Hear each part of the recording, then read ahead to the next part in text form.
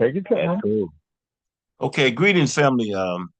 There are times that this is Usiku from the Ring Stone Network, but there are times that when you're preparing for a show, the information you exchange with your intended interviewer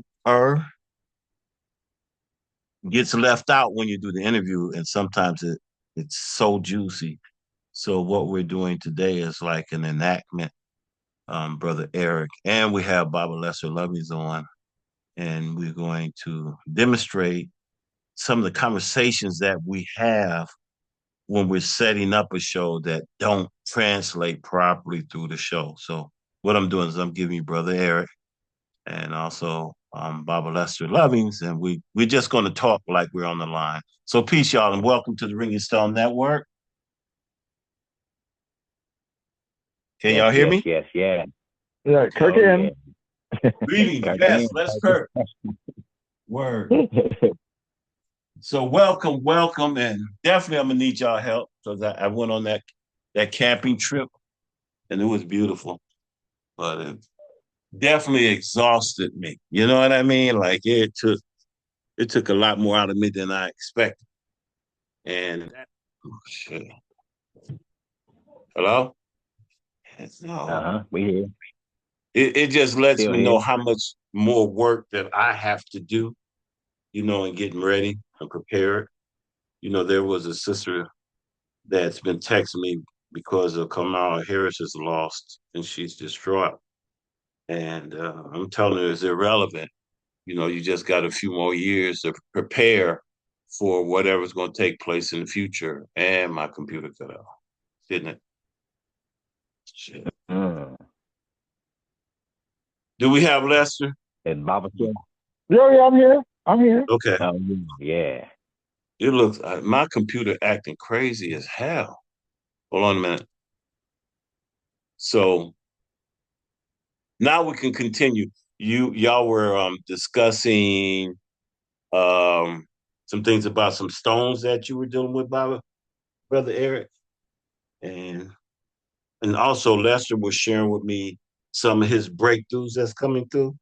So whichever one y'all want to go through, let's go through with the stones or Baba Lester. You can share about you getting mental clearing, and some information that's coming through that the universe or we should know about, or you want to share. Go Already. in, Baba. Go in, Baba. Oh, Please. well, I was just, I mean, one of the topics that has come up in my life recently is the study of the yuga cycles. Um, you know, people in India and Tibet and other places had noticed that there's this 24,000 year cycle that goes on, 12,000 years of descending energy and 12,000 years of ascending energy. The point that's right here in my face is the fact that we are literally at the very bottom of the descending cycle. So and this is what's on the Mayan calendar. Many different predictions have been talked about for this time period.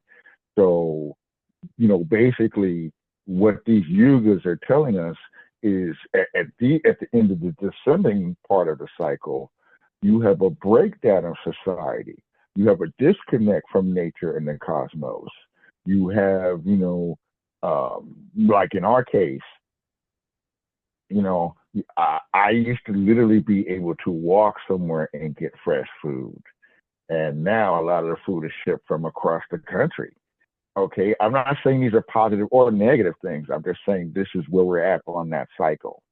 So the universe has been bringing me things, first of all, to address what you were saying, it is a very taxing time period.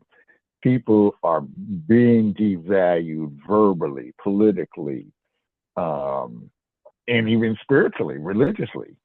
So, people are having a very tough time negotiating through these various things. And then to see what happened, of course, it is distressing, you know. However, what the Yuga cycles are telling us is, a lot of the stuff is, it's the degradation of our connection with the universe. And therefore, what do you do when you have degradation? You work on your connection with the universe. That's what's been showing up for me. It's like, what do I keep? What do I get rid of? What do I look forward to replacing? Eric, you want to add something? Yeah, that cycle is right on point. That's taking care of what's continue to nurture what's necessary and sacrificing some other things. Get rid of it. Get light. Yep, that's right. Yep. Get light because the download that's coming is heavy. Get stroke. Yeah. So yeah, that's that for me. That's right on. Wow. That's right on point. Well, okay. I just want to say something. Okay, my field, my field. In other words, the things I've studied the longest and I'm most involved with is agriculture. And growing up here in New York City, there were always people that had little plots of land between buildings or in their backyard or on their balcony or whatnot.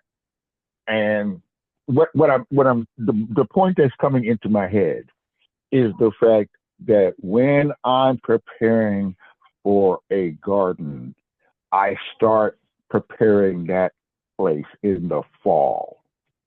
I do not wait till the springtime. The preparation is now. And so I say that because we have to start communing with nature and then changing our behavior so that everything is in alignment. Such as, we fill up all these bags full of leaves up here in the East Coast, and they get shipped off to somewhere else.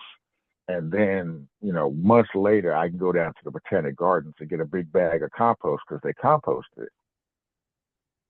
What garden is telling me is, why are you taking this stuff away? There's a whole bunch of queen bees and queen wasps and caterpillar eggs that are on the underside of these leaves, and they're meant to stay on the ground. They're not meant necessarily for us to take them away.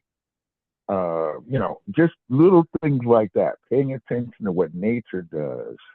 And so I can be in alignment and so that all of us can get the best benefits out of it. How many times have I had people, I praise them, they have their garden, but by the end of the summer, they're complaining because they got too much of something.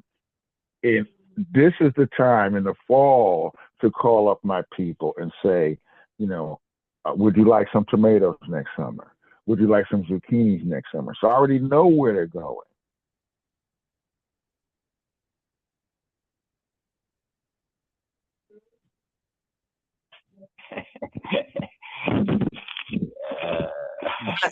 Back to the Uga thing, because I some said that the new Uga came in February. Is that true or is that not? Okay. Okay. Once again, truth. Okay. Let me put it to you this way. What the scriptures of the people who have been writing about the Yugas, because they've been writing about these things for thousands of years, and they say, they don't say the word regardless, but I'm saying, regardless of when it started, we've got 200 years of what I've been calling the residue of us going down to this bottom place. So in other words, it's not going to be all love and light. We got to clean the toilets. We got to clean up the roads. There's going to be some dedicated time we got to do to repair. So all I'm saying is it doesn't matter to me whether it's last February. Some people say it's next March. It could be 3 years from now. It could be 3 years ago. the issues are still the same. I got you. So I got a question. Brother Eric, do you have a question or a follow-up before I ask this question? No, flow right ahead, brother. Go ahead. All right, Bible lesson. Go back 40 Sure. years. 40 Okay. years. What was a prediction that was being said then, and which one of those predictions have manifest, if any? Okay. Well, um, people were first starting to make predictions about the climate and what we would have to do in order to stem the tide of this maximum pollution. At that time, you had the Equal Rights Amendment. People were predicting that women would have equal status as far as income, or at least pay. Uh, the early 80s was also a time period where people were very much looking forward to the next technological leap. We had, these giant computers in the 60s. By the 70s, you had computers in your office. Now in the 80s, you're starting to have computers that, you can have at home. And so the idea that you could reach millions of people at one time, or not even, it wasn't even developed like that, but the idea that you could do that eventually, um, that's some of the things that people are looking forward to. After the late 70s, there was a big push for people to cut back on their sugar consumption. And then we see in the later 80s, they had to push back on that, because, from the mid 80s, you had an increase in health food sales by 4% every year. It's never stopped, and it's never stopped from that time period. Wow. Okay. So these are some of the things. Now, I just want to add one. I just want to add one little footnote. Take your time. Take your time. Take your Okay. time. When we went and, you turn on TV these days, and we see the aurora borealis. We see, the effect that the sunspots are coming here and hitting the earth. They even announce when there's a coronal mass ejection now on TV. Well, these things, the sunspots, which is once again an abbreviation. Sunspot is the quick way of describing the fact that magnetic energies that are inside the sun have built up and crossed each other. They get bound up like rubber bands, and eventually that energy or that tension has to be released, and so that it's released out through the surface of the sun. And if we're going to be technical, there's always two sunspots. So it goes out and then it makes a loop and goes back in. So there's sunspot A and sunspot B. But in between the time it comes out of sunspot A, some of that bound up tension gets thrust out into space. Now, the sun is always letting energy out, into space. It's called the solar wind. It's just that this bound up energy is way more potent. And because it's way more potent, it's traveling faster. And when it hits our atmosphere, or specifically, it doesn't hit our atmosphere, it hits the magnetosphere, which is what surrounds our atmosphere, and that shrinks our magnetosphere. The shrinking of our magnetosphere will, in fact, cause less negative ions on the planet. It will increase negative bugs, diseases, and war and argumentation. Even though they teach that the peak is every 11 years, and that is true, there's a weaker cycle of 11 years and a stronger cycle of 11 years. So in fact, it was 22 years ago when we had the last strong one like we have now. And you go back to another 22 years, it was the peak the peak of the sunspots was in 1980.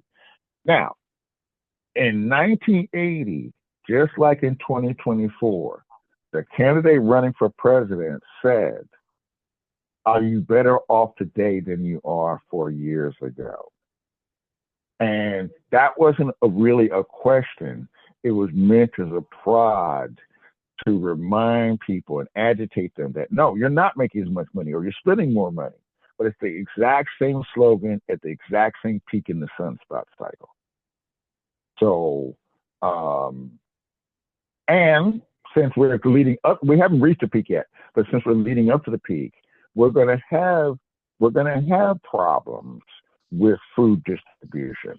We're gonna have problems raising food, and when I say food, I mean commercial food. So this is first and foremost a time to start learning how to grow some of our own products, even if it's just something simple as herbs on your windowsill. You know, that interconnectedness with nature is very, very important. You know, getting out into the garden. You know, it tickles me that they get all these things now where you got automatic drip machines and whatever. That's good, but we've already done the science studies from 40 years ago that having the ideal conditions where there's no negative insects and you got very little wind, you got the water's coming in at the exact amount that the things need, they still will not be as nutritious as the ones that the bugs are eating and the person walks by and the wind blows not at the same temperature. So I'm saying all this because we're more and more getting into this AI thing, and I just want people to be able to recognize natural forces as well as the technological forces that we construct.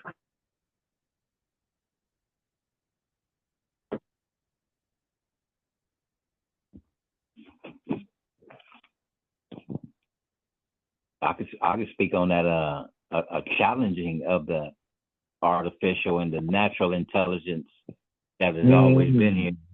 Challenge a arrogant speed up.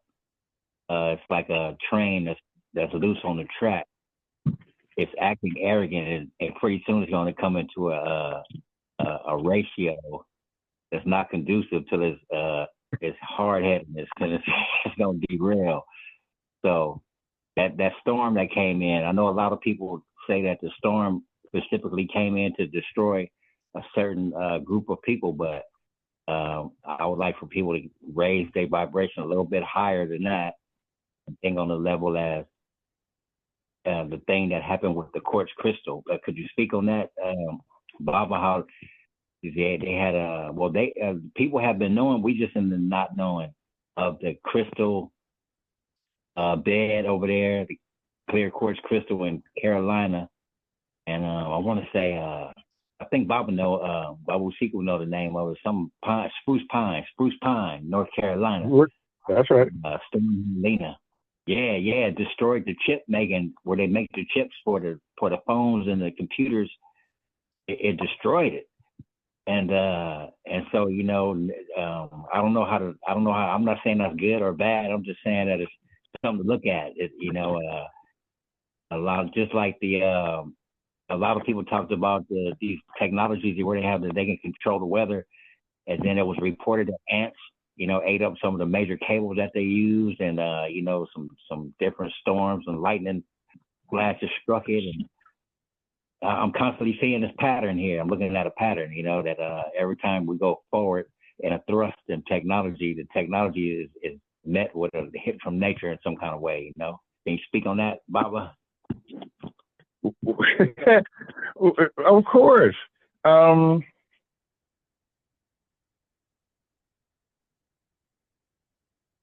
Okay.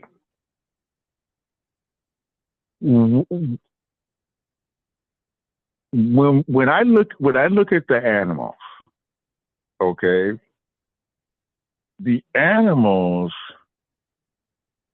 are each one of the animals has the technology already built within themselves in order to know how to negotiate their environment. For example, I was just listening about the platypus, and they were talking about how when the platypus goes to catch some smaller animals for their food, they eat in the rivers. So they put their body into the river, and so in other words, they put their head below the water, but they close their eyes, they shut off their nostrils, and they have some ways of shutting off their ear valves. So no sound, no smell, and no light is coming in. And yet they have this little gland in their bill that can detect electrical signals. And so they find their food by the electricity that's coming off of them.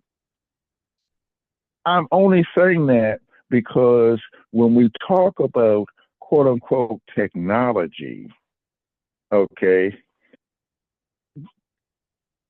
technology is in the long run supposed to aid us in order to be, in order to be better universal citizens. And I'm not dogging technology at all, but just look at these latest hurricanes that came over. Your GPS was working fine until it wasn't. In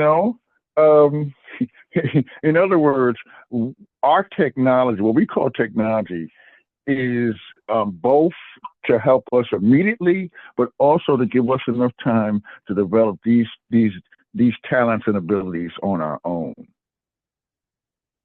That's my bottom line on all of that. That everything that these so-called technologies can do, we already have those abilities, and these technologies and the animals are just reminding of that of us.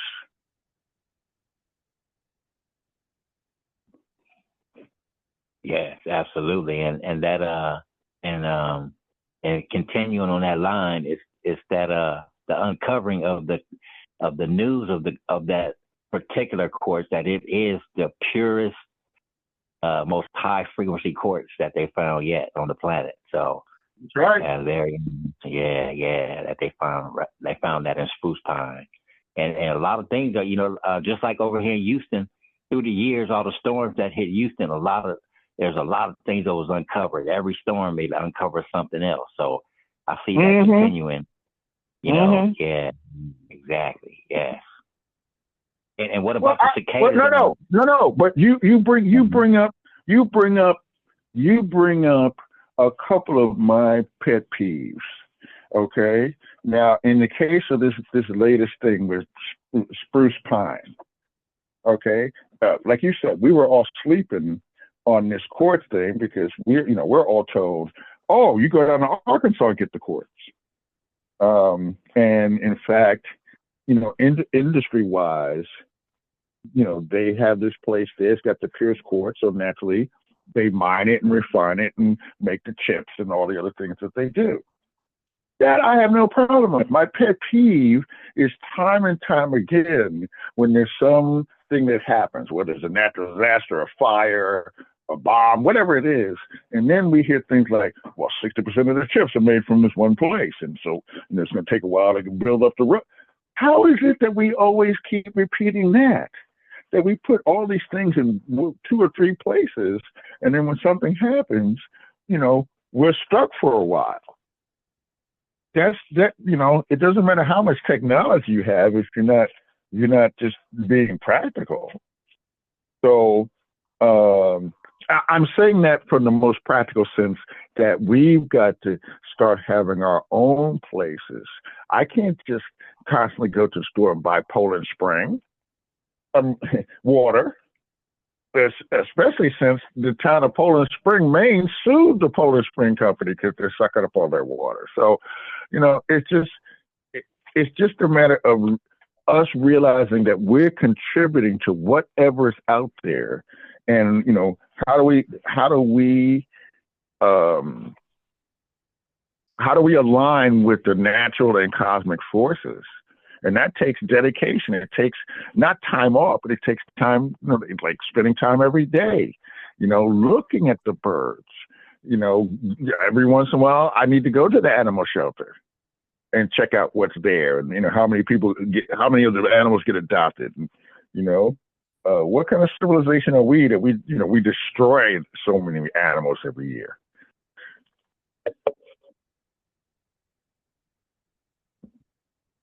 Good point. There's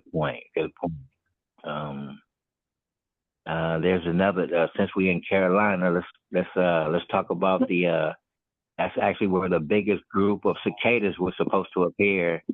Double blue, but it never happened. It never happened on the level that was expected. Bob, you thinking that's that magnetosphere situation again? What do you say on that? Okay, hold on. I gotta write something down here because I keep remembering it and then forgetting it. Yes, that was a very, very big thing. Let me just babble for a few minutes here. We have 3 separate species of cicadas, and they, of course, they go into the ground and they move around underneath the ground, and the different species come back out of the ground at different times. So you've got one that's 10-year cycle, one that's a 13-year cycle, and one that's a 17-year cycle. And of course, they're not in the shape of cicadas. They're in the shape of little pupae, that's just crawling around like a worm sort of thing underneath the ground. And they have the ability somehow to count the number of years. The scientists, they speculate that it might be the cooling and heating of winter and summer, but they know the time it is for them to come out. All this last winter and spring, they were making these big predictions that the 17 and the 13-year cicadas were going to be coming out, and we're going to be mobbed with millions and millions of them. When I hitchhiked back in the day, I know what that's like. The cicadas come to the point where you walk down the street and there's not a space where you're not stepping on them. There's so many. Okay, just reading in one of my agriculture books, they were talking about how when the magnetosphere of the Earth has been shrunken, that more of these cosmic rays get into the atmosphere. Now, cosmic rays come out of stars and the sun, our sun, all the time, but usually they only get down to the mid-atmosphere, so like between 30 and 40,000 feet, which, by the way, this has been known for at least 50 years, that taking a 3 or 4 hour airplane flight is the equivalent of taking an X-ray, because you're just passing through all those cosmic rays. Well, in my ag book, it talked about how at these particular times, these cosmic rays don't just stay in the atmosphere, but many more of them can come down to ground level. And when they come down to ground level, they cause mutation in plants. And as you said, that is my speculatory thing, and that they didn't come out because the energy of the cosmic rays is not conducive for their mating. I mean, remember, they've been crawling around for 10 to 17 years, and they only got two weeks to get it on. So they're like, no, this is not the right atmosphere for us to be doing this kind of energy. It's not that they can't find a mate, but I said these heavy concentrations of cosmic rays do cause mutations.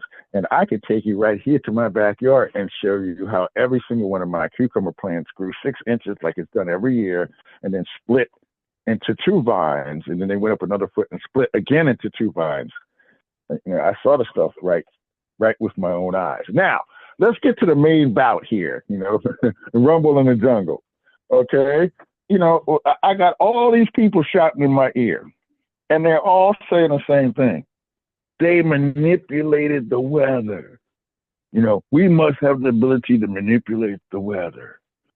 Blah blah blah. Okay, I'm not going to get into the whole thing. I've babbled about that a very long time in terms of people are always shocked when they find out that the chemtrail program was started with the first what was it, a Mercury program.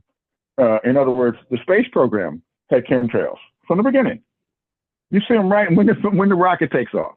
Okay, this is not the point. The point is, a very long time ago, people were investigating all over the world, and it was very evident that people's emotions affect the weather. Forget the technology, okay? People's emotions affect the weather. So to answer the question, because people are like, oh, do they have the ability to affect the weather? Well, they have the technology to affect our emotions, and that will affect the weather. In addition to the technological stuff that they have, that does in fact affect the weather. Hey, Bob, think about think about the Indians, doing the rain dance. Yeah. Oh man, that's perfect analogy to what my thought was. In the hot summer, if you look at a flower, that's like an antifreeze, man. That's like it's like a heat resistor. You know what I'm saying? You could take that geometry, right? Look at that flower and look on maybe a hummingbird to come by. You know what I'm saying? You could feel the breeze from his wing. You'd be like, man, you know what I'm saying? Take your mind off that heat. And a lot of ways for nature to balance off itself and balance you off too, with the observance of you, like you're talking about, just observing, being still, being still. Absolutely. And B on the periodic table is beryllium. So so it's a big talk now about aluminum and lithium. And that's another spot in Carolina, man. Carolina, here's Carolina again, ringing bells on these minerals, now, and they found that there is lithium and pyrite. And pyrite, man, that raises the spectrum on that. So it's not the fool's gold that everybody thought it was. You know what I'm saying? Not that big of a fool like people thought. Well, see, once again, there's geological things that people have known for thousands of years. For example, there's almost always a little bit of gold in pyrite. It's not enough commercially. It's not enough commercially to smelt it down and separate it out in order to get that. But there is gold in pyrite. That's number one. Number two, and we've talked about this on the phone before and after shows for many, many years. Okay, when I talk to these people and they're like, "Well, I'm a Christian," and I'm like, "Yeah," and they're like, "Oh yeah, but they don't mention these things in the Bible." And I'm like, "Excuse me, haven't you ever heard of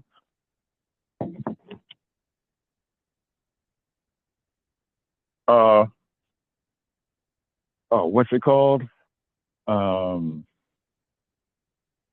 Oh shit, it just went right out of my head.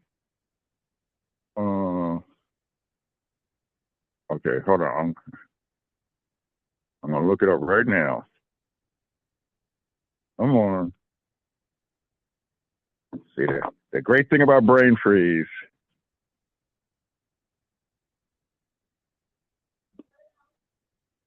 You looking for a gemstone or a wood or a precious metal? So hold on, Bob. Yeah, hold on. I've got it.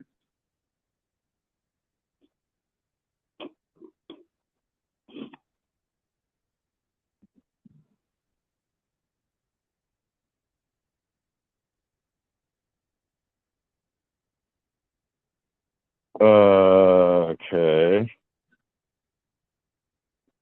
Uh, oh, hold on. I'm still looking.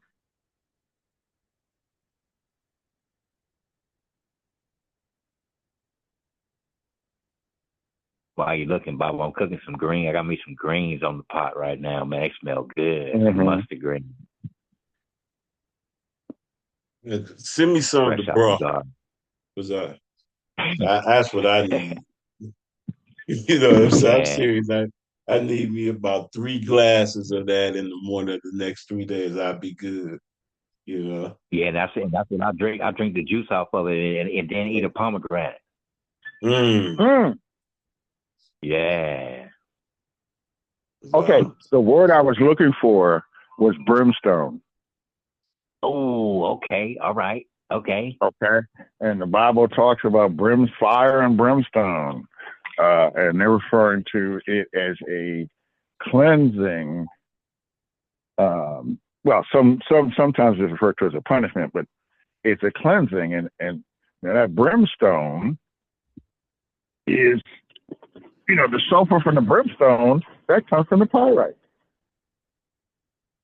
Oh, that's right. Phosphorus. That's right. Yeah. Mm-hmm. And so, now you're telling us that there's lithium in the pyrite. That's another form of cleansing. Yeah. Wow. Absolutely. That's that Helios. That that Helios, man. That's fire right there. I love it.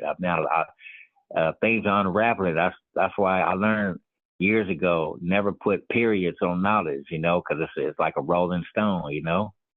Mm-hmm. And yeah, yeah. So yeah, it's a beautiful finding. North Carolina is off the chain with. I mean that a lot of things happen over there. I'm not there on the ground, but a lot of people have different reports of a lot of things opening up over there because of this. A lot of people coming together. A lot of people without power and without internet and stuff, and moving Right. on without it, Right. and figuring out that they can get more done without it. They have different focuses without it. A lot of That positive things coming out without having uh, service of internet and stuff. People not panicking like people thought that's without right. that stuff. Moving That's on right. with it. That's right. Yeah. I would Hmm. look into it. I watched Peace because I do Arkansas.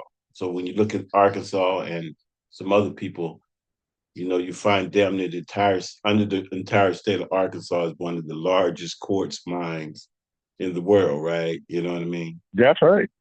So how is that now North Carolina is the primo, and then so is that a distraction for other things that's going on in those mountains? You see what I'm saying? And so we have to Mm-hmm. also focus on, yeah, there's quartz there, pyrite, and you know what I mean, like that mica and all that stuff. Because I got all that stuff, but me personally, I think there's something else going on up there.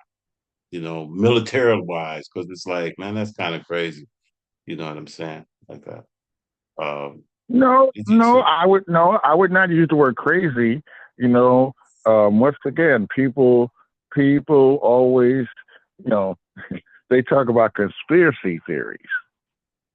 Um, Yet, when we're talking about something such as this subject, I just have people type in military military tunnels in mountain system in the U.S. and up pops this whole grid. That the Army since the 50s has been tunneling and doing all manner of things. So that's not a conspiracy, is what I'm saying. To the degree of what they're doing and whatever, that remains to be seen. But you're absolutely on point. it's deep because you know, and actually, you took the words out of my mouth. I'm glad you said it, but there were a lot of tunneling. There's been doing a lot of tunneling up there, and Mm-hmm. and then that's where that town brags about being the birthplace of the atomic bomb. You know what I'm Right, saying? right, Up there, right. that whole area. Yeah, go back maybe 10 years ago when it Uh huh. you know and we're not known for forest fires, but go back, it burned that entire area. You know what I mean? From Black Mm-hmm. Mountain to Mm-hmm. Sevilleville, it burned. Right, you know what I'm saying? It might have been 10 years Yeah. ago, I don't remember, but and it was just mysterious. I mean, and it had the smoke came down here 60 miles away. It was, and it burnt so long, and everybody's like, that's strange as hell. You know what I mean? Because Mm-hmm. Mm-hmm. the Smoky Mountains in this area is supposed to be kind of like a rainforest, so it has their separate hydrological cycles, which keep a lot of Right. moisture. So that's why Right. we don't. And that's why we're not supposed to be like California. So it's just deep. Mm-hmm. But and then I'll go to something else you added when I asked you what did the Earth look like, and you said it looked like a dodecahedron, and it was a big ball of Mm-hmm. quartz, right? You see what I mean? Right. Like Yeah. that. So are we really shocked that there would be courts in the Carolina? And to piggyback off the question I asked you about 40 years ago, would you ever dream that we can go to national parks and state parks now and they tell you to leave the rock? You know what I mean? It's so much courts in all these parks. They be like, no, you got to leave the rocks here. Leave. You Uh-huh. know what I mean? Because we were looking at Yeah. me and my guys, we were walking up, me and him was walking up the trail, and I was like, look at that, that's quartz with quartzite, and it got red sand, and that was a big piece. It looked like a softball. And we both was like, well, we can't take it. They ain't gonna let us take this rock out the park. And that's a level of it could reflect the level of our consciousness or the level of the consciousness for people, period. That people will go to the national park now and pick up quartz. However, the planet is quartz. You know what I mean? And so Absolutely. it's just deep. But so do they start the rumor that this is the best quartz because there's some shit up there they want? You know what I mean? Um, Mm-hmm. it goes beyond saying that if Knoxville was the birthplace of that A bomb, then they didn't move it there because of a tax break or tax abatement. You know what I mean? Like they Right. did not move Right. that shit there because like, well, this kid gave us the best break. We don't pay taxes for 100 years, right? So what is it about that place? And then you're talking about pyrite. Is there a relationship to pyrite and new bombs? You see what I mean? Is there a relationship to what's up there and could it help them?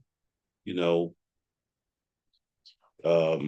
to if they can affect the weather, to affect the weather like that. But Well, like, see, once again, what I'm gonna say is you got to get a little bit closer to the ground, my brother.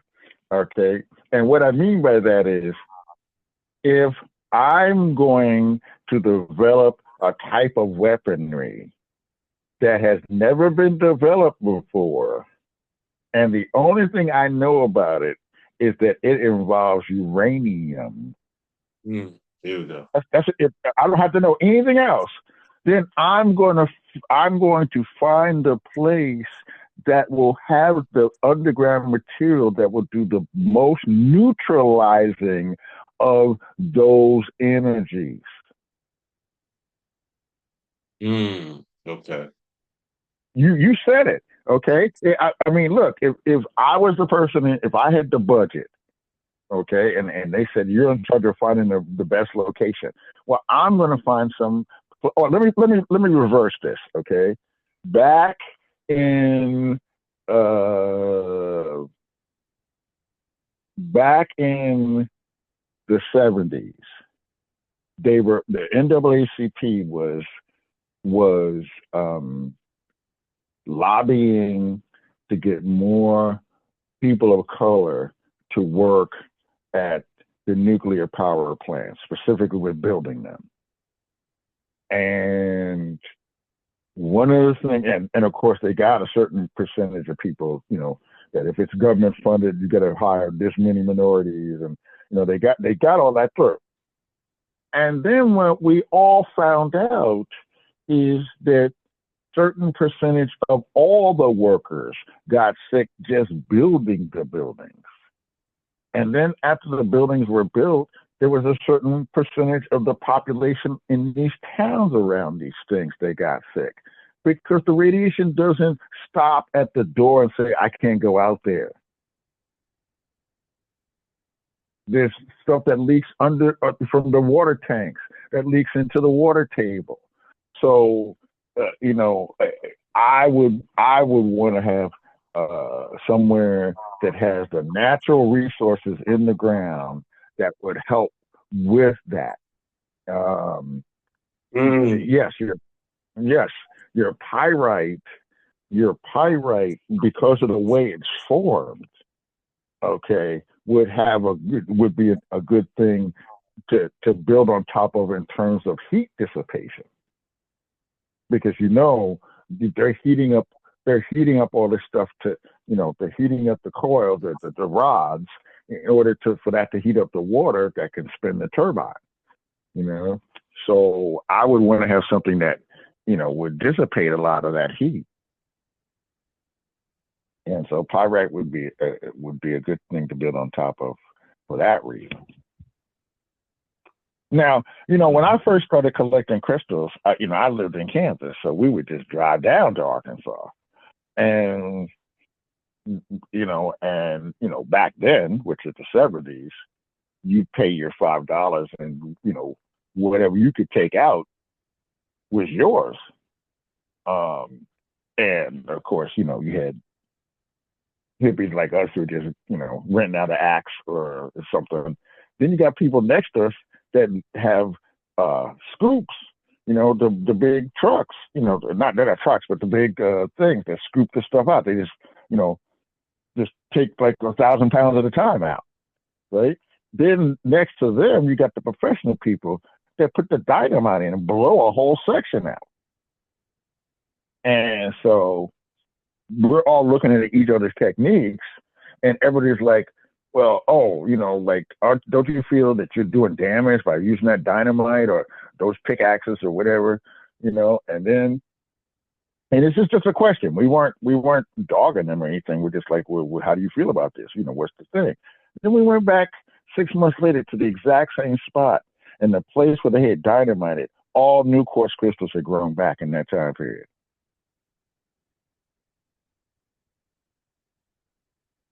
So the earth is constantly producing stuff, whether we're, like doing the Native American thing and burning the sage and talking to earth and acknowledging that and asking for the pieces that want to come out. That's one way. The dynamite is another way, but all I'm emphasizing is that in spite of whatever method it was, she grew that stuff right back. Actually, the people that had the mind told me more grows back the more you take out at one time. Now, that's not true of every gemstone, but that is definitely true of quartz. That's amazing, considering. Mm-hmm. And I mean, just in my little dig, when you talk about it, I got something that's so clear you can barely see it. Mm-hmm. Yes. You know what I mean? So I'm like, yeah. Clarity, how do you, some people evaluate the quality of it with the clarity, right? And I'm like, shit, I got some you can hold up against the wall, hold up in front of you and look through and see on the other side and read. You know what I mean? Like, so I'm like, I don't know if y'all can evaluate which produces better. You know what I mean? And I'm sure there's some variations, but I just kind of look at it in terms of with all the things that they did, it implies something deeper. You know what I mean? Like that. It just does. And it could be lithium, the battery lithium, but they just found more lithium in Canada that they can mine than down in, you know what I mean? Like that. Right. So it's not like it's a precious metal, but it ain't like they can't find it throughout the world. So it ain't like they have to murder and eliminate, 50 towns to get lithium. So it kind of just, for me in that area, it just says something else. That's just my own person. It's everywhere, right? It's everywhere. They haven't found the biggest plugs of anything yet. It has, because she haven't revealed it yet. Well, these things are everywhere, spread out to where they need to be for the time that they need to be, revealed. So yeah, they're going to continue to find things that's even above the things that's on the periodic table now. You have to rewrite that thing pretty soon. Keep finding things. So yeah, I agree with you on that. Yeah, that's a lot. Look. Mm-hmm. I've been in the crystal game for about 50 years, and one of the things that I learned almost immediately is that what we call precious and semi-precious stones and the rarity of certain things that, like diamonds. Well, diamonds are everywhere, not everywhere, but there's so many diamonds that it's not a rare thing. What happens in the crystal game is you can find, say, I'll just use lithium. I'm not going to say where, but they found the largest stash of lithium in the world. It just cracks me up. They're like, oh, we're worried about we couldn't exhaust this thing. If we used dynamite and just blew up half of it just to get it out. And what I'm trying to say is, it's not the rarity of the stone. It's usually the infrastructure. Like they might find lithium in the middle of Africa, but there's no roads to get it out.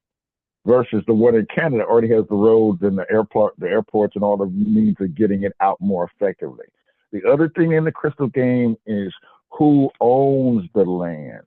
In other words, if you got a gemstones that is accessible to all kinds of people, usually that gemstone does not have the monetary value as something that one guy owns that land and therefore he can make the maximum profit. It's usually not about how much of something there is. Now, on the other hand, well, I just want to say this. We have a long track record of finding something somewhere, and usually that's somewhere, like in West Virginia, they found all kinds of natural resources, but they had no ways of getting it out. So they built an entire railroad system just to move that stuff out. I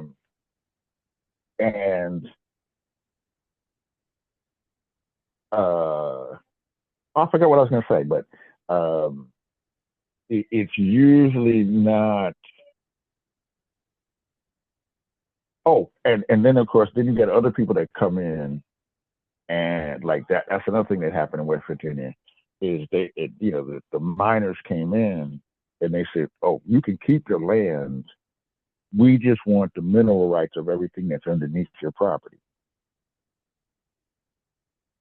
So they came in and scooped out a whole bunch of stuff. People didn't benefit.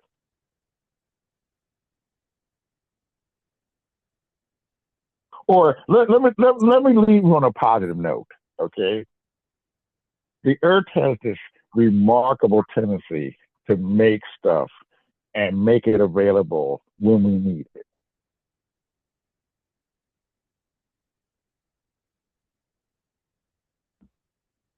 Wow. Yeah. Well, yeah. I mean, okay. In my house, okay, I'm the person that went on the radio 40 years ago and talked about how crystals can talk and, we can use them for energy and all this stuff. And at that time, people thought I was bugging. Okay. And so I had a bunch of people that came over and they wanted to see my collection and they all wanted the clearest ones. And then other people brought their stuff over to me and they're like, well, I don't want this crystal. It's cloudy. And I'm like, well, wait a minute, hold on. Every one of these crystals has a function. The clear ones, the cloudy ones, and some of them overlap. Some of them it doesn't matter what state they're in. They will all do an excellent job. As far as the cloudiness in the crystal, almost always that is water. That's all that is. Okay? And that's usually the water that the crystal was formed with. So if the crystal's 5,000 years old, then that water is 5,000 years old. I've had many of my students against their own, they're like, oh, I don't want this cloudy one. And I'm like, well, what are you working on? And they tell me what they're working on. And I said, well, let this be a gauge, look at the crystal as you're working on whatever your topic is, procrastination, worthiness, finding a mate, whatever it is. Just keep track when you're working on things from week to week. Just look at your crystal. And a whole bunch of the people told me the crystal started to clear up. Okay. That is an indication. That is an indication that the work is being done. Because the crystal is going to amplify whatever work we're doing. Now, for the last 40 years, in order to generate negative ions, I've been telling people to take your quartz crystal, wrap it in copper wire, and stick it in that water, in a 16-ounce glass of water, filled with water, and you add a couple other things to it, but after a couple of days, that thing is going to radiate negative ions 4 to 5 feet across from that bottle. Now, here's the point. I used to buy my crystals by the pound. And then I used to buy them by the 5 pound. And of course, I would go through as soon as I got the bag and separate the clear ones because that's what the people wanted. Then I had the cloudy ones. And then I had a whole bunch of ones that had the point broke off. Okay. Commercially, that's not appealing to people to have the point broken off. But when I put the clear one in, I put the cloudy one in, and I put the one with the point broken off in. And the one with the point broken off generated more negative ions than the cloudy one or the clear one. Completely went against what I would scientifically believe, but the physical evidence was there. So that really just calmed me down in terms of the appearance of the crystals, like they all are here to serve.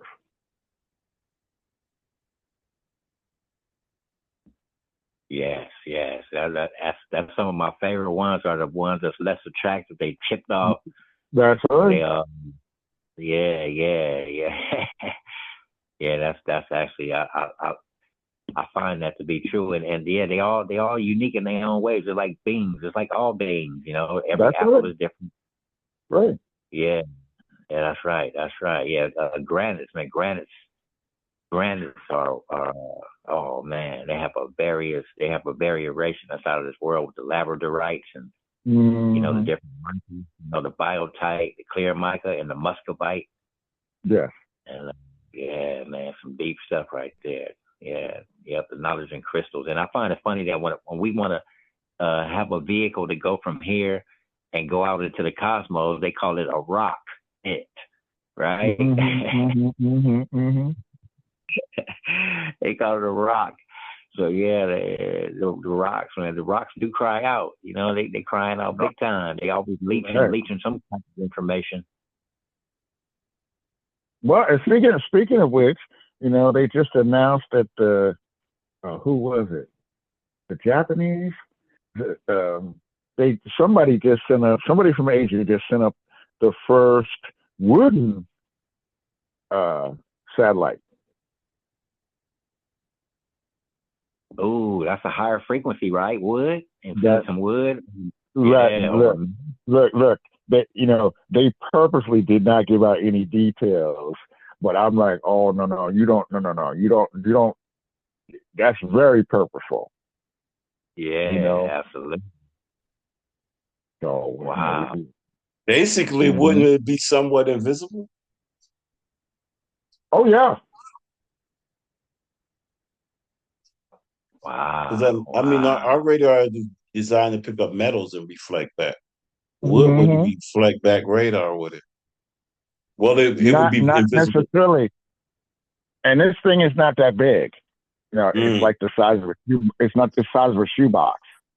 It's like our second moon. I'm being sarcastic, but Yeah, like our second moon, right? Yeah. Yeah, Moon Junior. Yes. Oh.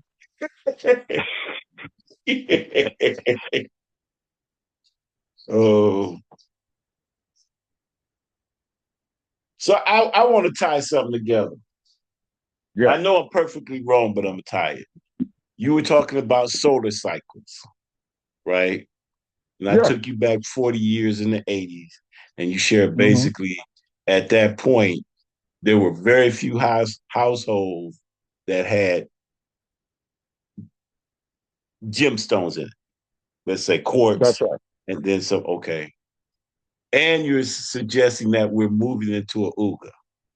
So, what is the Mm-hmm. impact of now every other household has some form of quartz or pyrite or blah, all these ones we're talking about, right? Mm-hmm. And we're going through a stronger solar cycle. I'm going to the Uga.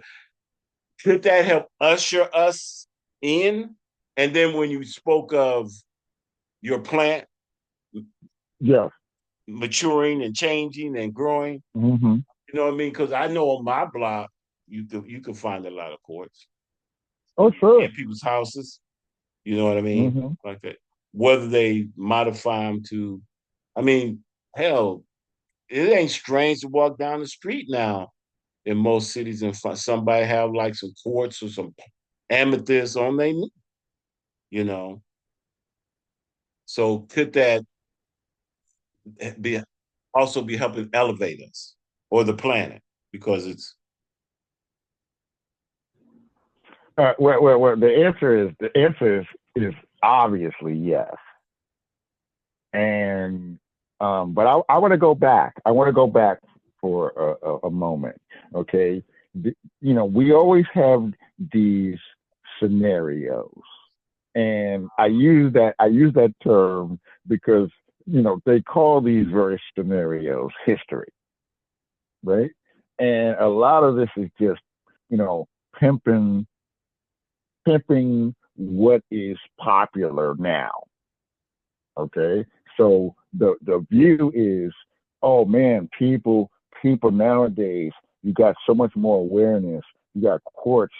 People are wearing quartz. You got big chunks of quartz in people's houses, whatever. Well, we wouldn't be where we are today as a species if we had not had quartz the entire time.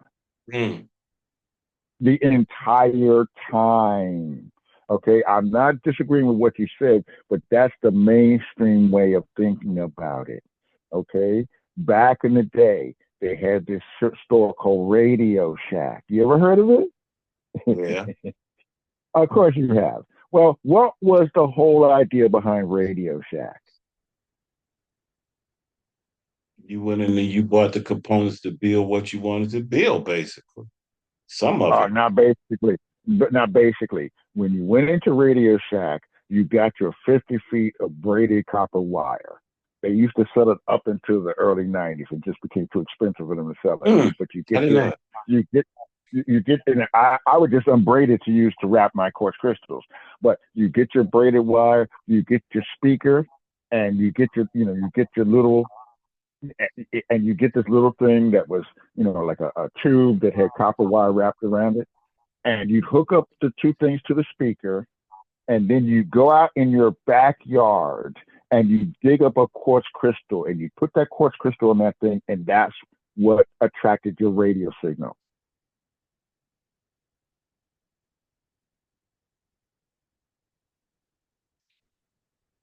When you went to the store and you bought those old 78 records, okay, and you put it on the old phonograph, the one where you had the crank and the big horn. Hello? Yes, we're here. Okay. I'm here also. Okay. Right. So you put the record on, and then you lift up the record arm, and you put that on there. Well, did they tell us that needle was originally quartz?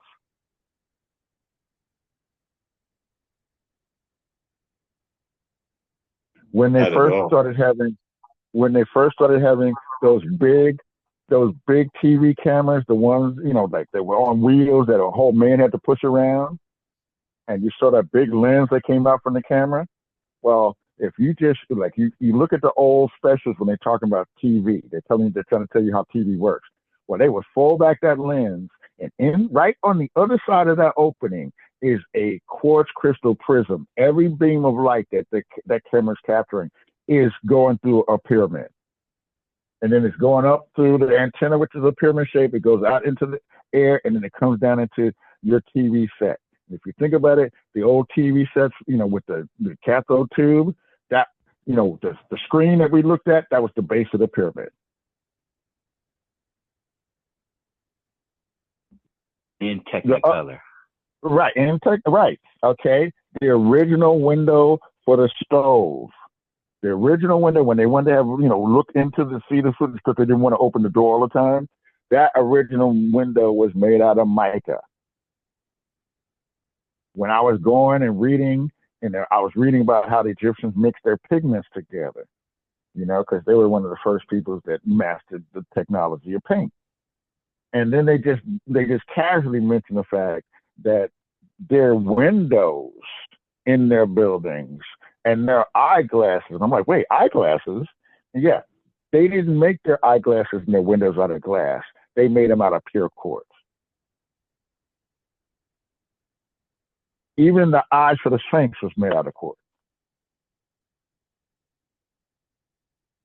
And I could go on for another 3 hours, but quartz has always been with us, and it does a lot of. If quartz doesn't do anything else, the negative ions that it's constantly generating is breaking up smoke, dust, and pollen.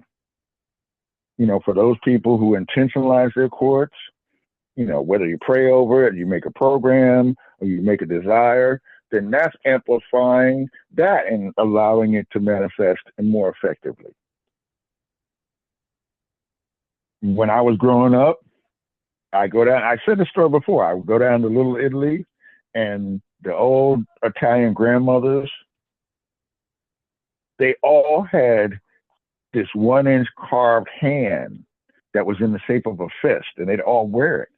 And I go, I'd go right up to them. I said, what is that? And they're like, it's for protection. It wards against evil. And I said, well, what is it? And none of them knew. And finally, I had somebody who told me where they got it. And I went to the store and I asked him, what is this made of? And he said, tourmaline, black tourmaline. That's quartz.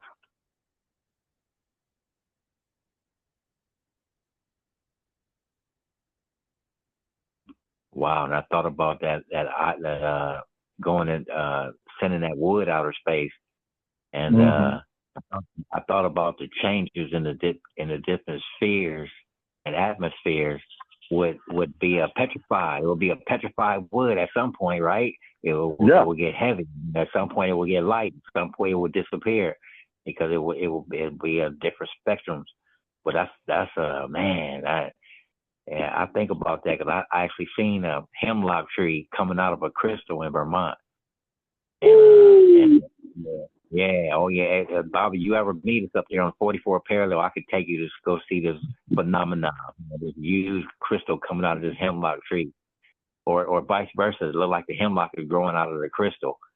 Wow. And it's powerful over there. A lot of waterfalls, a lot of negative. Vermont, man, Vermont.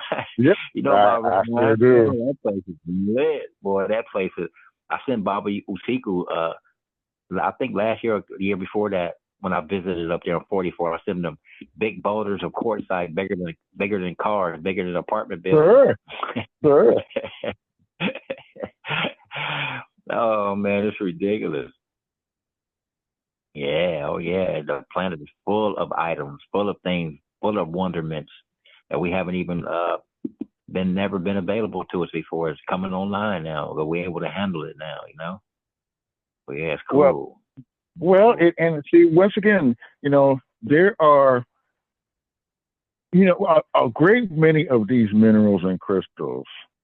Well, first of all, the crystals have been exceedingly studied because industry uses them all over the place. So they want to know where they grow, how much is down there. It's a business decision for them. But in saying that, a great deal of the information I've been able to glean is just by reading their reports. There's gemstones everywhere. It's just that if I want to get a bunch at once, I'm not going to go to Staten Island. I'm going to go to Arkansas. But if I just want to walk down the street, I can find quartz in Staten Island. As a matter of fact, the most powerful piece of quartz I've ever owned, my friend picked off of a boulder in Central Park. This thing was thinner than a toothpick, and it wasn't even 2 inches long. And when people come to my house and they go, "Well, what's your strongest crystal?" and I pick this up, they'd laugh, they'd burst out laughing, like, like, "Come on, you're teasing." And then I just run it across their hand, and they're like, "It felt like a laser just cut my hand in half." I'm like, I told you, even size, like, I would have thought, like everybody else would have thought, well, no, the biggest one, the clearest one has to be the strongest one. It's learning. It's always paying attention. It's not assuming that that. Well, first of all, they're in a whole nother kingdom. Why would they act like we act? And Baba, what is it about that parallel, that part of the continental plate where that New York and Philadelphia, they did those experiments that they call the Philadelphia experiment, and time traveling, and New York on right there on the point out there in New York with all that crystal, Well, see, once again, they give us stuff, but they don't teach us how to interpret it. Okay. What I mean by that is I can't think of a classroom that I was in between first and like ninth grade that they didn't have some kind of map. And yet no one bothered to teach me about the fact that the map is a grid system. And once we understand the concepts of coordinates and of measured harmonics, we can use some of those grid points to travel. That's answering your question. Okay, that yes, the boat was in Philadelphia. It was aligned with the New York line and the Baltimore, grid point. And as I said, this is one of the more effective ways that entities have traveled using grids and grid points throughout space and around our planet. But that's a lesson for another day.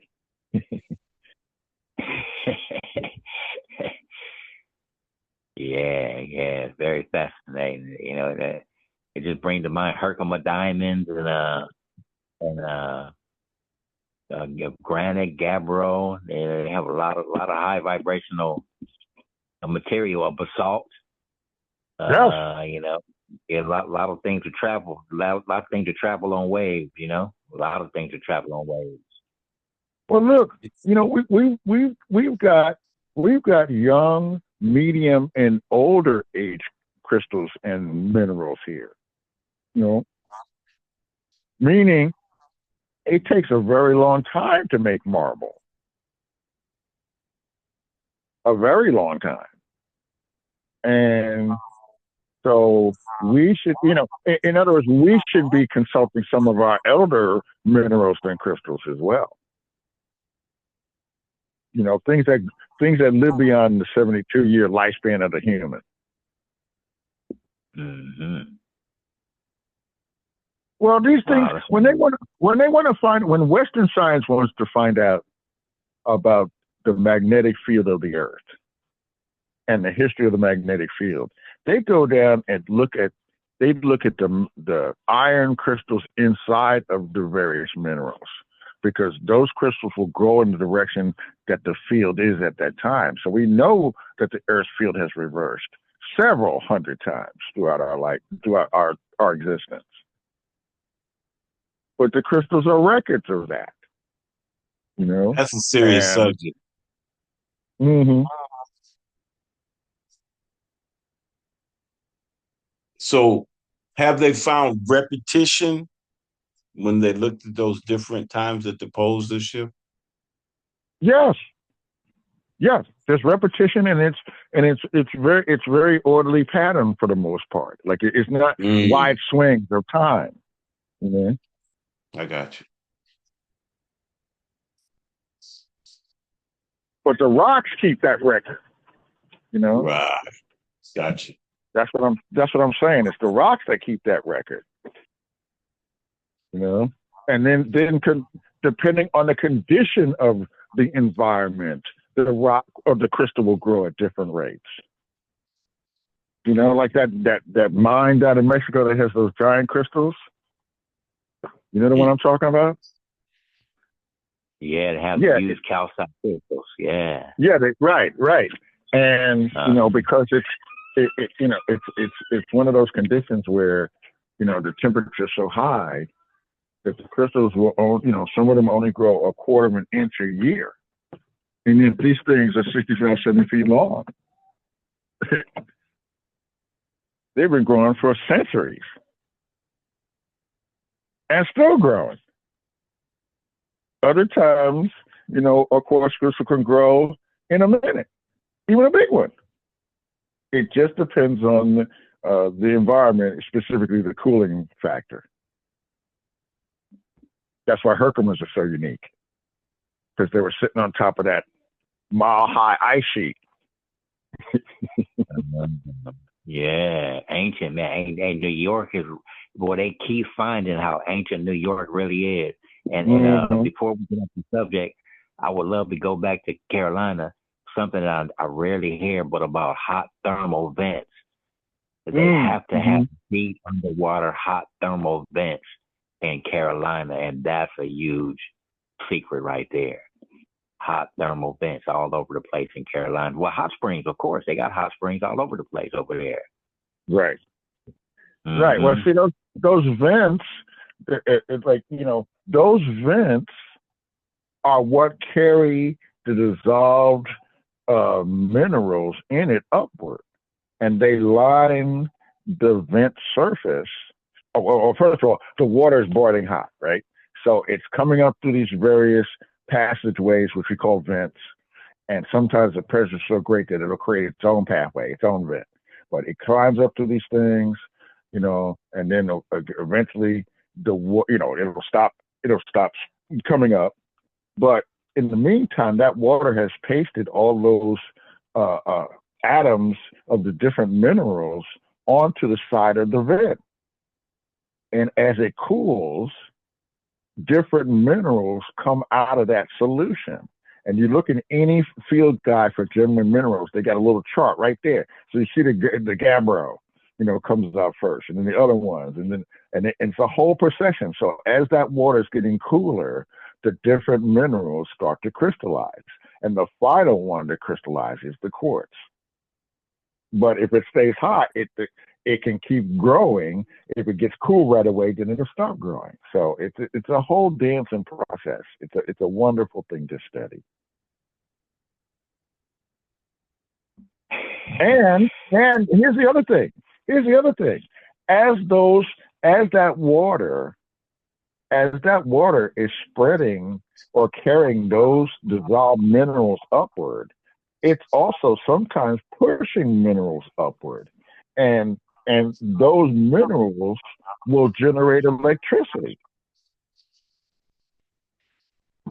which is important for the life on the surface and below.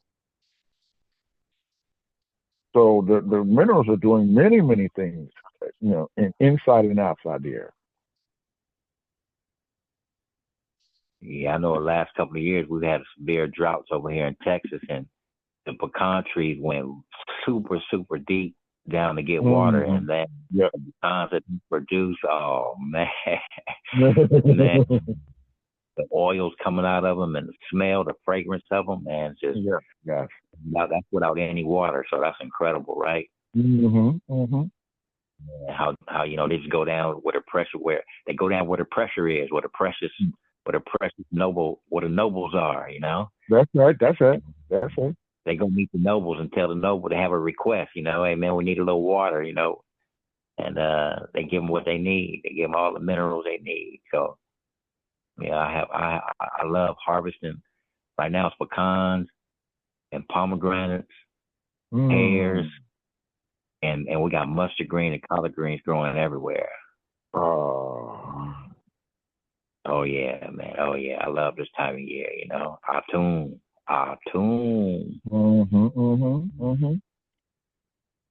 Oh yes, So, yeah, so gift. brother Usiku, when are you planning on going back out to get some more quartz? I'm looking at May. I've been asked, but I went March, but I was thinking about going in May, where the weather be a little bit better Mm-hmm. but not super hot. So I was kind of Right. thinking about in May, but it may be earlier than that. I'm gonna decide come January, because the weather wasn't that bad. I mean, when I went in March, because we're in the South, Mm-hmm. but Right. I was thinking about going in May during that midterm in between the Mm-hmm. equinox and the solstice. I was thinking Yeah. about Yeah. that. Yeah. And so, because there's some sisters that already asked me, so we need to go out there. That's you know, and finish our matriarchal ritual with those sisters that call me. So I'm thinking about, man, I got a lot of work to do. But here's an interesting one. And I wish you could come. I wish our budget could afford to let you come out. And not only because I mean, when I paid the money, which I don't Mm-hmm. mind, I wanted to see courts. And when I paid the Yeah. money, it was fascinating to go actually think that quartz grew up in the center of that mountain like a Christmas tree. That's neat. Mm-hmm. You see what I Mm-hmm. mean? Mm-hmm. Like that. Like I wish I could see the base of the mountain and tunnel into it to be like, dog, you know what I mean? Because we were just at the Uh-huh. top of the 900 feet. Yeah. We was at the top, and we went down maybe 20 feet, and boom, I pulled out all that quartz. I wasn't there 30 minutes pulling out quartz for what I got, and so um, it really wasn't mine. It really was just like brushing the dirt back and putting it in the bag. So it's a matter, that's a lot of quartz. That one particular, I forget the name of the mountain, but it's amazing, truly amazing. You know. But here's another one in North Carolina.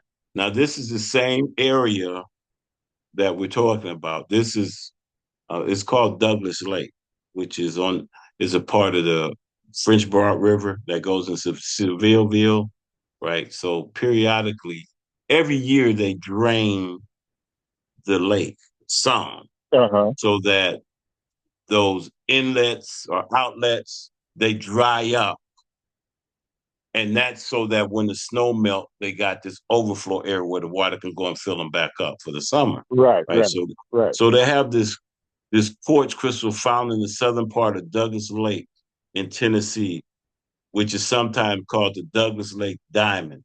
They're transparent, double terminated quartz formed in the Jubes in the rocks. And Ju is Uh-huh. VUGS. I don't know the word. I should have looked at. I didn't. The crystal contains black bitumen inclusions, which are coating Mm-hmm. material made of carbon. You see what I mean? So they got these things Yeah. that growing in the water because and I actually went up and mined it, but it's a different type of mine because you walk around this dry lake bed hoping that the sun will reflect off the Mm-hmm. diamonds, and that's how you see them. It's Mm-hmm. the only way you can see them. And it's like when you walk down the street and you see a bottle of glass and it sparkle, it sparkle. Yeah. They do that to Yeah. you, and then you just, you shoot an asthma to it and you walk to it and you pick it up. But they're double terminated. So this is another Well, see, particular quartz that's up there. uh, okay, but see, once again, everything, everything, tells us something. Um, what's he talking about? Well, normally, or I shouldn't say normally. Typically,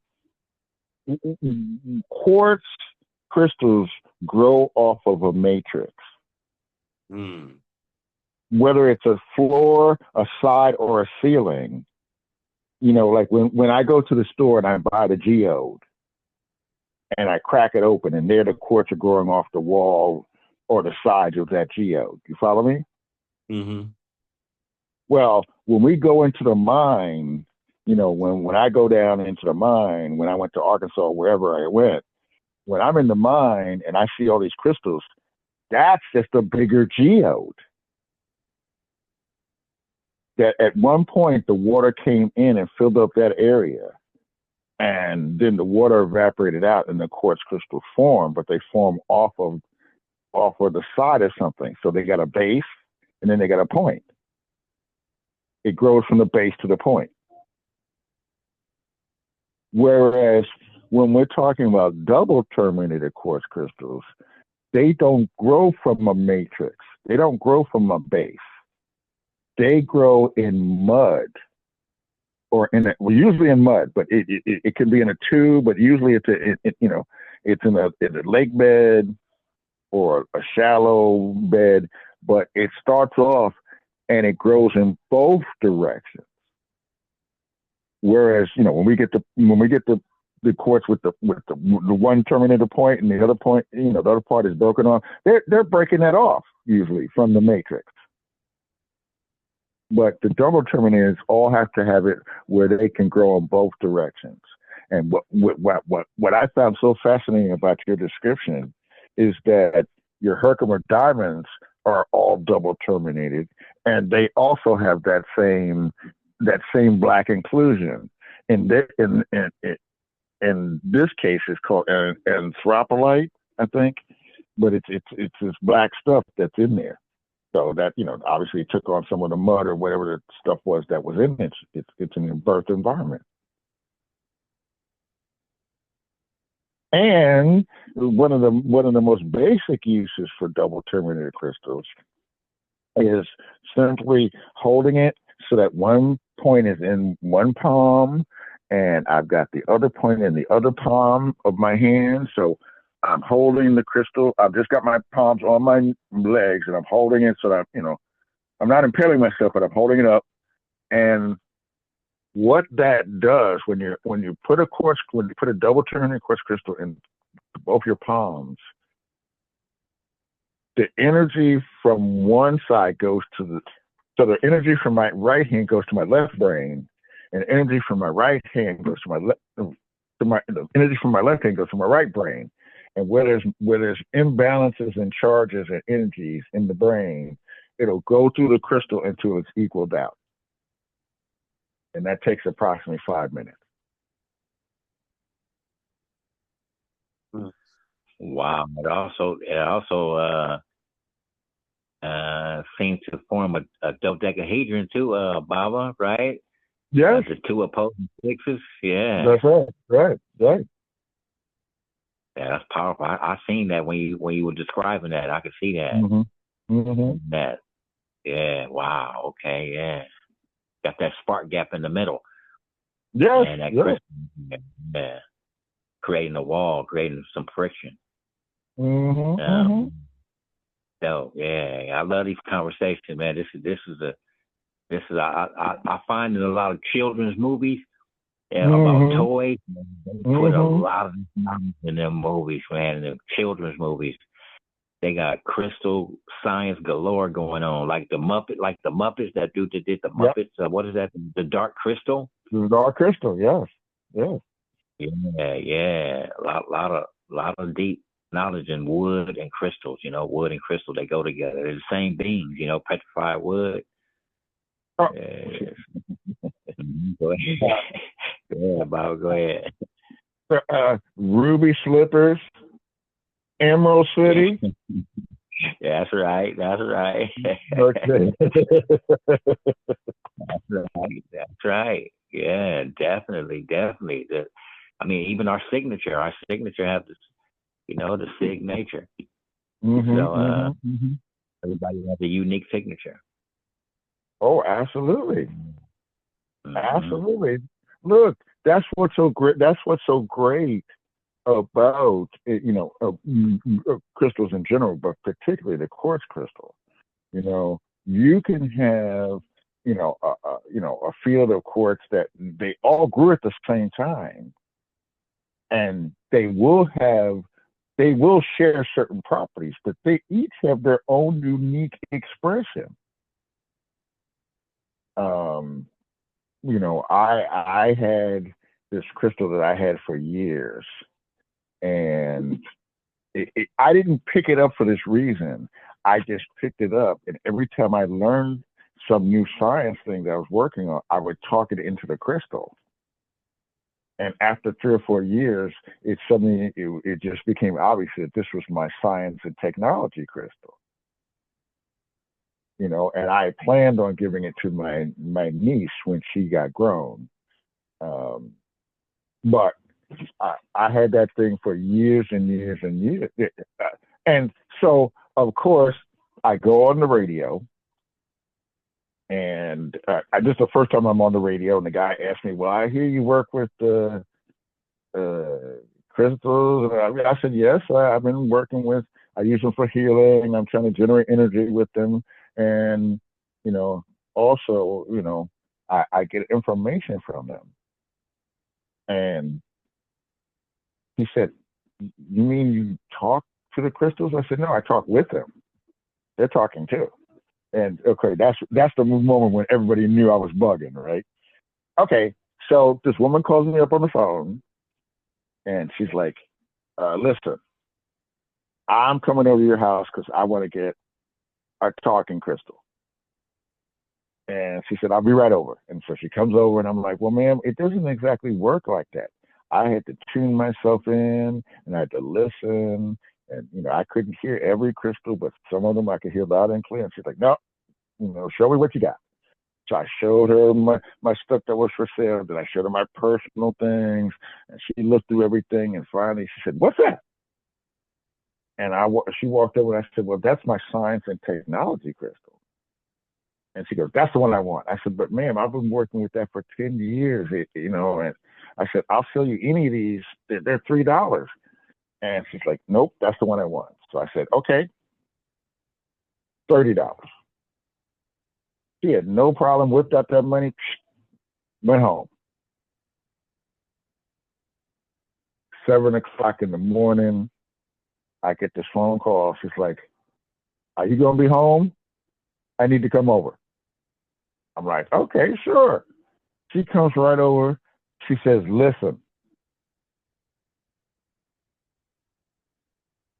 I took the crystal home.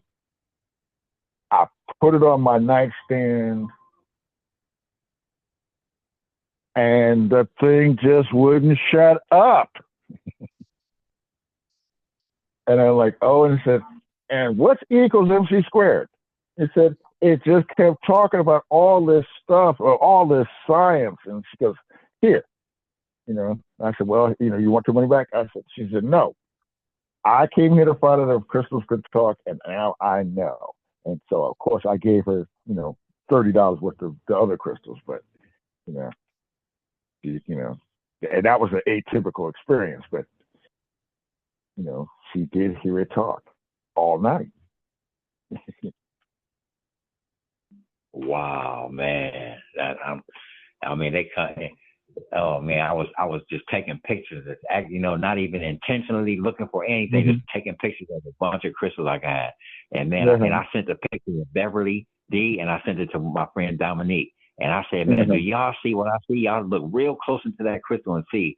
And it was a little creature, looked like an alligator. He had a little fat belly, and he was in there with a smile. I said, man, do y'all see that?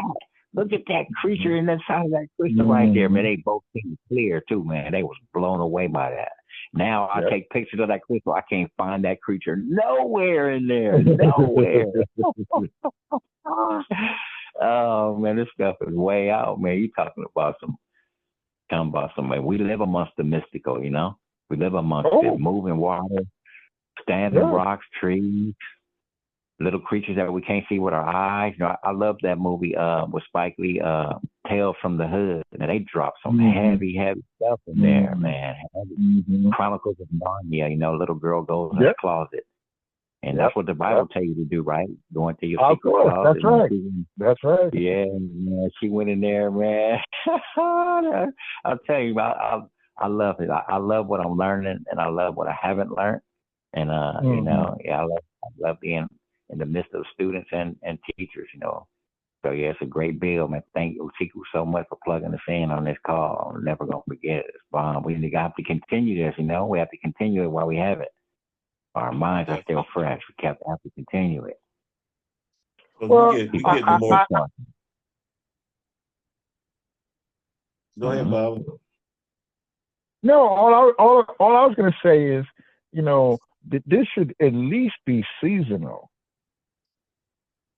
You know that spring, summer, fall, winter that we check back in so that we can share what we've learned in that that time period.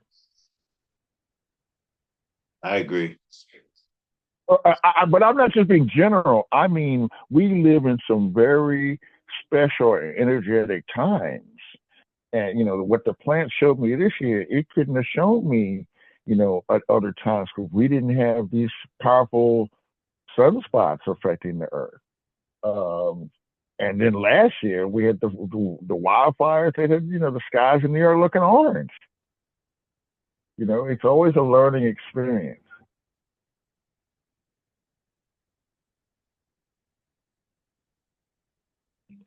Some of the soil that from I noticed in Texas, some of the ancient soil gets roughed up and pulled to the top where you can have access to using it for your gardens and using it for walking in it barefoot, like a mud bath type deal. And when I go to Vermont, I eat the soil. I fold back the moss that's under the big huge quartz crystal up there.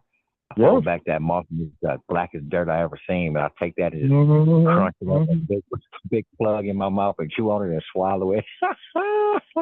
And I feel so good, man. Yeah, oh yeah, I feel great. Yeah, definitely. So yeah, let's. It's just what Bill Waters say, grandma hands. Grandma hands. It's a lot of grandma hands, man. She'll get the switch on you. In a minute. And it seems like we're going forward to go back. I mean, like the African bird, because I was young, and there was two things you got. I lived in Iowa. My parents was from Mississippi, and if they heard of anybody going to Mississippi, there were two things that they wanted you to bring back. And one was that red Mississippi dirt, and the other was that black strap molasses that was in the paint can. Was it that? And bro, that's beautiful. You just mentioned two powerful things to put on my altar, man. Thank you, bro. That red clay, man, and I love blackstrap molasses. Yeah, bro. Please, I yield, man. Go ahead. I'm powerful. No, go ahead. No. We just no, but you just hit it. You just went full circle, because at the beginning of the wintertime, they would break out the blackstrap, but then they would sprinkle a little bit of sulfur on it. Do you remember that, Usiku? I don't remember what they used it for, but I know, because I was really young. But I remember just, as Uncle Herc, you going to Mississippi, you got to bring, you know what I mean? My aunt, my sisters. That's right. Yeah. That's right. You put it in there. You brought it back. And they ate the dirt. That was just, you know what I mean? Or if she was pregnant, they ate starch like crazy. That's right. That's right. But the molasses, man, they would put it in your ear. Yeah, I remember that. There you go. You got an earache? They was gonna pour something that was in your ear. Yeah. They mix it with the castor oil, put it in your ear. Right. Yeah. Yeah. And Baba, when you get blackstrap molasses over here, they have the unsulfured. It say on the bottle, it say unsulfured or with sulfur right on. Oh, word? Okay. Wow. Yeah. Wow. Yeah. Well, just like you, brother Shiku, I didn't know what that meant then. All I know, as little Lester, I remember seeing that super black, but then they had that sprinkle of that almost orange color, that sulfur, Right. Okay. And so that's, so it's like, what's that? And drink it up, so, like super down, and I had to get that big spoonful, but that was a part of getting ready for winter. Hey, and that's right along with Scorpio months, because you got Halloween, which is the orange. That's right. Orange. Right, black and orange. Right. That's right, black and orange. There you, bam. That's right, sulfur. Oh man, that's beautiful. Oh man. Right Oh in front of us. man. It's always right in front of us. That's right. Man, yes, hey, slow like molasses too, right? Mm-hmm. Slow like molasses. You gotta slow down. That's right. Yeah. Wow, that's powerful, man. Thanks for bringing that up. That's a powerful point right there, man. Them two, and that castor oil for everything. Neem is another. Mm-hmm. There's that black orange again. That neem. Mm-hmm. Mm-hmm. Neem is very powerful. I use neem and black seed is my go-to, man. Them two together is powerful. And yes. Yeah. I told you I pick pecans every year, and I mess around got a pecan shell, which are very poisonous, inside in between my finger and my nail, and man, my nails turn purple. Yeah, it turned purple and green, and the nail came from off the skin and was about to fall off. Man, I put black seed oil and neem on it. Yes. And man, it closed back to my skin. I'm looking at it now, man, like it never happened. Word? Wow. And I packed it with honey too. I packed it with honey. Yeah, I finished it by packing it with honey. After I used the neem and the black seed oil and it went back together, I started putting that honey on there, man. You ought to seen it, man, like nothing ever happened. Mm-hmm. Oh yeah, man. I said, man, this is all the stuff that I love, and then you could turn around and eat all that. That's right. That's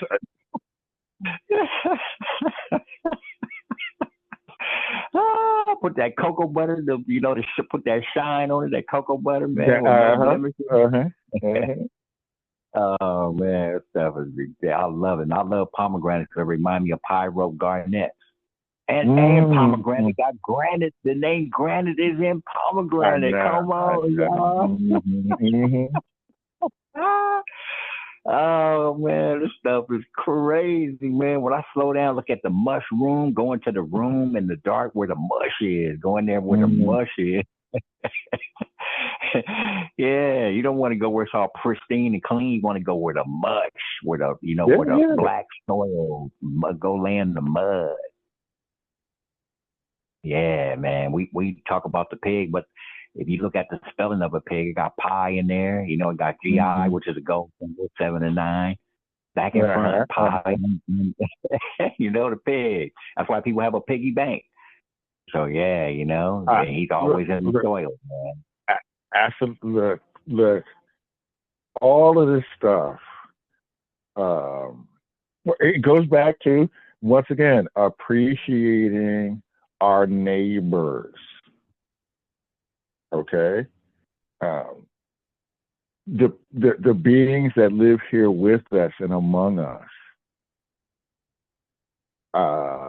because we've had it's almost 2 months of no rain here.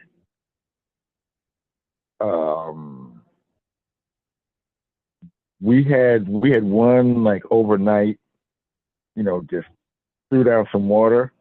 And it dried up on the ground, but there was water in this one rain gutter that had gotten clogged, so the water didn't evaporate. And I mean, in that next week, I must have seen every species of bird that was within 5 miles because there was no water. And so they all came and they all drank, and they didn't fight each other or chase each other off like the blue jays normally swoop down on. They all cooperated because it was like, no, we all need to live. So, it just taught me I need to go to the places where the animals naturally come. Like, I don't have to build a hummingbird thing, like go to where the hummingbirds would, flowers where they, so I'm just going to go around and pay more attention to where the animals are hanging out and see what they're doing. I'll put it to you this way. One more thing. Okay. I've started making some of my energized water using the quartz crystals in the pyramids. And I know everybody in the world wants me to use all these other machines and whatever. Okay. And of course, I'll gladly use anything. But I made this water. And the advantage that I have now is that I'm able to make it outside, because there's greater magnetism outside. It just the effect is greater. And so I water my plants in the garden, all the stuff, and I just had some water left over, and I just poured it into the cat's bowl. And before the next morning, because it was nighttime, before the next morning when the cats come, the raccoons came, and they like to put their paws in the thing to wash them when they're eating food. They ate the cat's food, they drank the water. The next night when they came, their coat was lighter. Like just drinking one serving of this water, and their entire coat was lighter, and it never went back to that darker color. So I'm like, man, what would life be like if we were eating, if we're drinking stuff that before was if we were just drinking healthy stuff. Thank you. I appreciate you bringing this up. I appreciate it. Go ahead, brother. I can remember mine. Go ahead, Eric. No, you go ahead. I was just gonna say cats don't drink just any water. They very particular about what they drink. Yes, that's right. Because when we were at the quartz mine, I brought back one stone. It's pretty big. It's about 10 inches by 6 inches. Wow. But that stone had been shaped by the hot water. You know what I mean? Mm-hmm. It's quartz, and now you just reminded me, it's like, that's a perfect, and what I purposely use it for is I boil water around it and I drink it. Because I just assume it's like, well, you've always had hot water going through you. So there's certain minerals you're going to put in the water that maybe a different form quartz won't put in the water. You know what I'm saying? Right, that's right. Because you've been doing it for thousands of years. So I brought it. Yeah. But I haven't drank it in a while, so thank you. I'm gonna make me some tomorrow. Put in the picture. Awesome. Yes, right. Yeah. Yeah, because it's the deal about I want to ask this question, like, so is there only two things on earth that we need? But as y'all continue to talk, everything on this planet we have a relationship with that we need. So it's like, because you think the two things would be water and quartz. If we ain't got that, we got issues, but it's not particularly true. Because you immediately brought up the wood satellite, which is the tree. Yeah. You see what I mean? And so we have this relationship that we need, and the certain powers that be is trying to be the go-between between us and nature. And we're becoming sick because of it. When you could just walk out and pick up some, like in North Carolina, you could just walk out, like where we were at camping, you could walk up and pick up some quartz and go broil it. I picked up a perfect piece of, it was quartz with mica, and it almost looked fossilized. I picked that up. And I'm like, man, this is a great piece. I just didn't take it. I didn't bring it with me. We got park rules now. Yeah. Oh yeah. Yeah, but it's very powerful, And so when you look at even all these people having quartz in with what they're doing with the radio and how negative radio is, everybody having some quartz, it can help them. It can counter or change them bad frequencies. You know what I mean? Because I took like 50 pieces of quartz and I put it around my cable box. And that box stopped working. I had to take the quartz. The cable went out. It couldn't deal with all that quartz. You know what I mean? That's right. It stopped. That's literally stopped.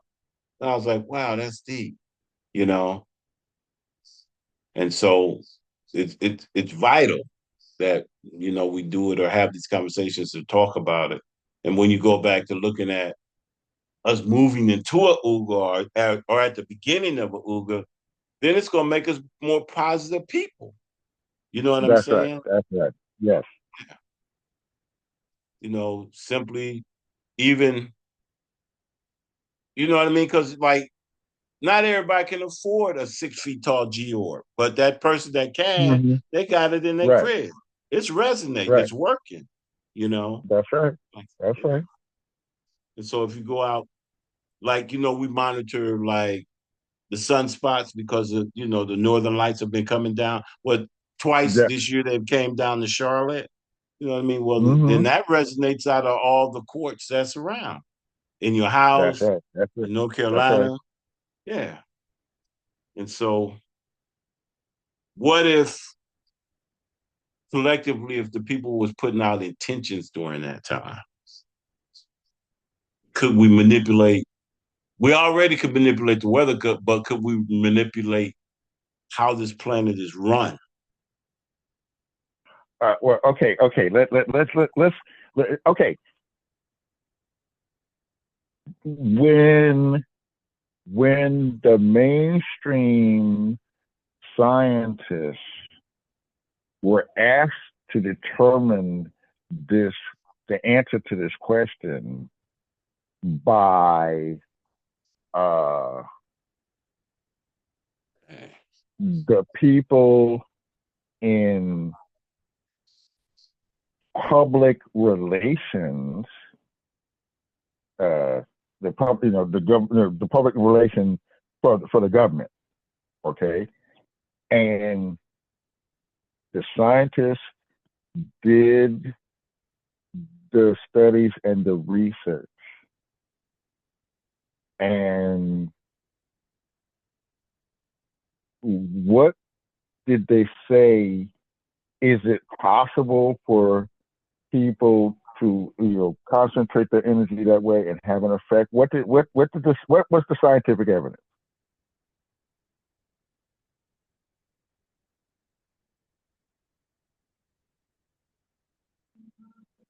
What's the question, fellas? The science, people went to the scientists and said, is it possible for is it possible for people to concentrate their energy and change or have an effect on, you know, reality?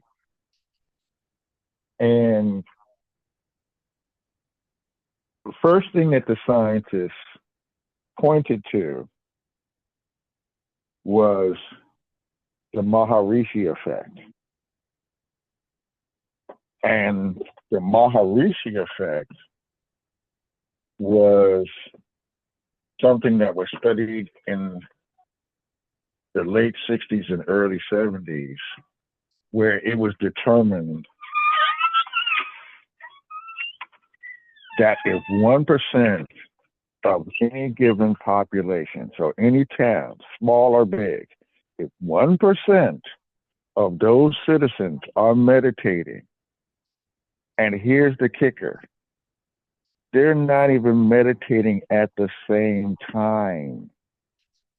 If you got 1% of the population meditating, the crime rate will go down. Mm. And they don't even have to be meditating on reducing crime. It's just the sheer fact that, as you said, they're radiating out their energies and their natural intentions.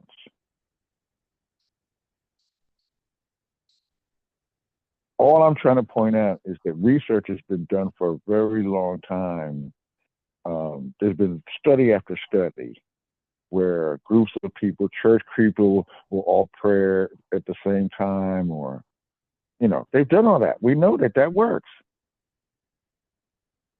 And what I like about it is, you know, of course, you know, people, you know, in the New Age, when the New Age community came in, they asked the very same questions, and so they had thousands of people meditating at the same time. And what I would add to that is when the Western people studied this, they found that it's most effective if you have that group of people doing it in a repetitive manner. Like, in other words, just doing it one time is good, but if you do it 2 or 3 times, it locks it in more.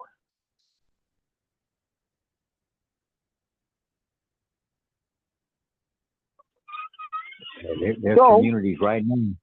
There's communities right now in Colorado.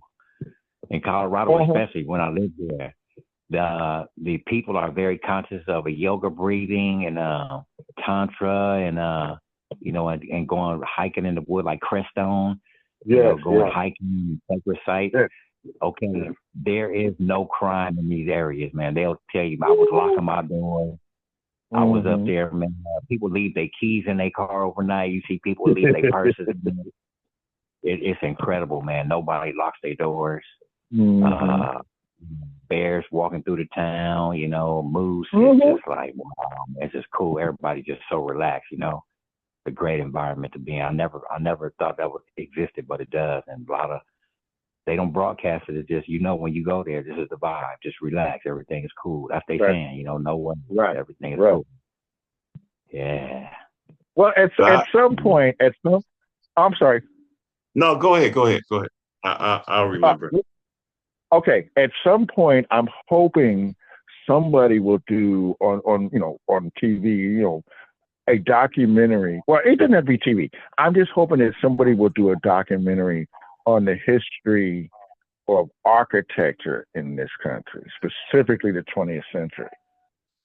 Because there's certain things I would study as far as building codes and all this, and I would just hit a wall at certain points, and I just couldn't get any more information. But now stuff is starting to come out. They were talking about when they first started designing all these all these places that had the suburban homes, so like, the enclaves, the Levittowns, and all these other places, that the architects were given a directive to, when they built new houses, not to build a front porch on the house.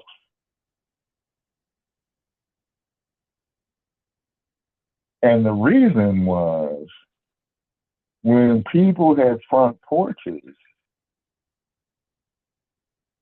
they knew their neighbors and they knew their neighbors better.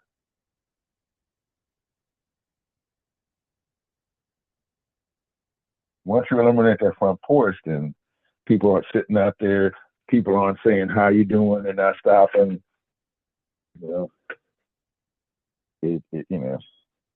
It's something that simple. Change behavior.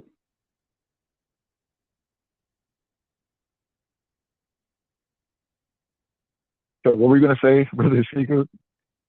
I'm just talking about how we're synced with planet. The park we was in, they have deer. And that evening when we was coming back into the park, I was telling my daughter to watch for the deer. I slowed down because they're right in front of you. And, she didn't understand it. I said, but you got to understand, deer are very, very smart. Because I went to a park years ago, me and my wife, ex-wife, and the deer knew where the fence was. So if you were inside the park, you could feed the deer. They would come up to your car. You know what I mean? Like eat out your hand. When you went outside that fence, they was not messing with you. Like it was almost they knew the boundary. And they knew, well, I'm safe here. Walk up to you. You better have some food. You know what I mean? And like, how did they determine that? Yeah, they sure knew. Things people like the raccoon. He was like, I appreciate you made my stomach feel better. You see what I mean? Like that, yeah. Yes. They smart. They're very smart. I mean, those bears, man, they walk around Asheville, Gaithersburg, Gatlinburg. You bear walking around like crazy up there. Actually, we got some here in Spartanburg, from what I hear. They just, they kind of stealthy, but they're around. They ain't dealing with people, Right. But it's like we all send off a vibration, And even though we don't understand the quartz or the plants talking to us, they send the energy out.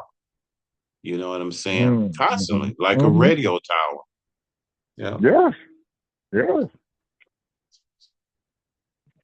Because for me, it's smoky. If I want to do a reading for someone, then I'm gonna put a piece of smoky in my hand, and it helps me Mm-hmm. consider. I don't know why, but That's it does. powerful.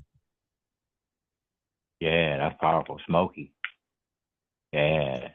Y'all sparked some intelligence when y'all talked about the tree, and I was thinking about that in Egyptian folklore they talk about a cosmic boat, and they call that cosmic boat a bark.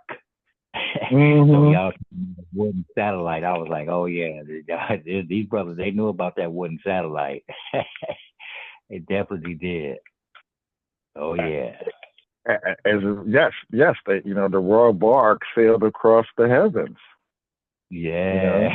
know, and and see now see what's I said this to you before, but what's so funny is that people have been culturally trained to immediately try to find the flaw or something wrong because these people did so many amazing things. It's like, well, they didn't consider this, you know.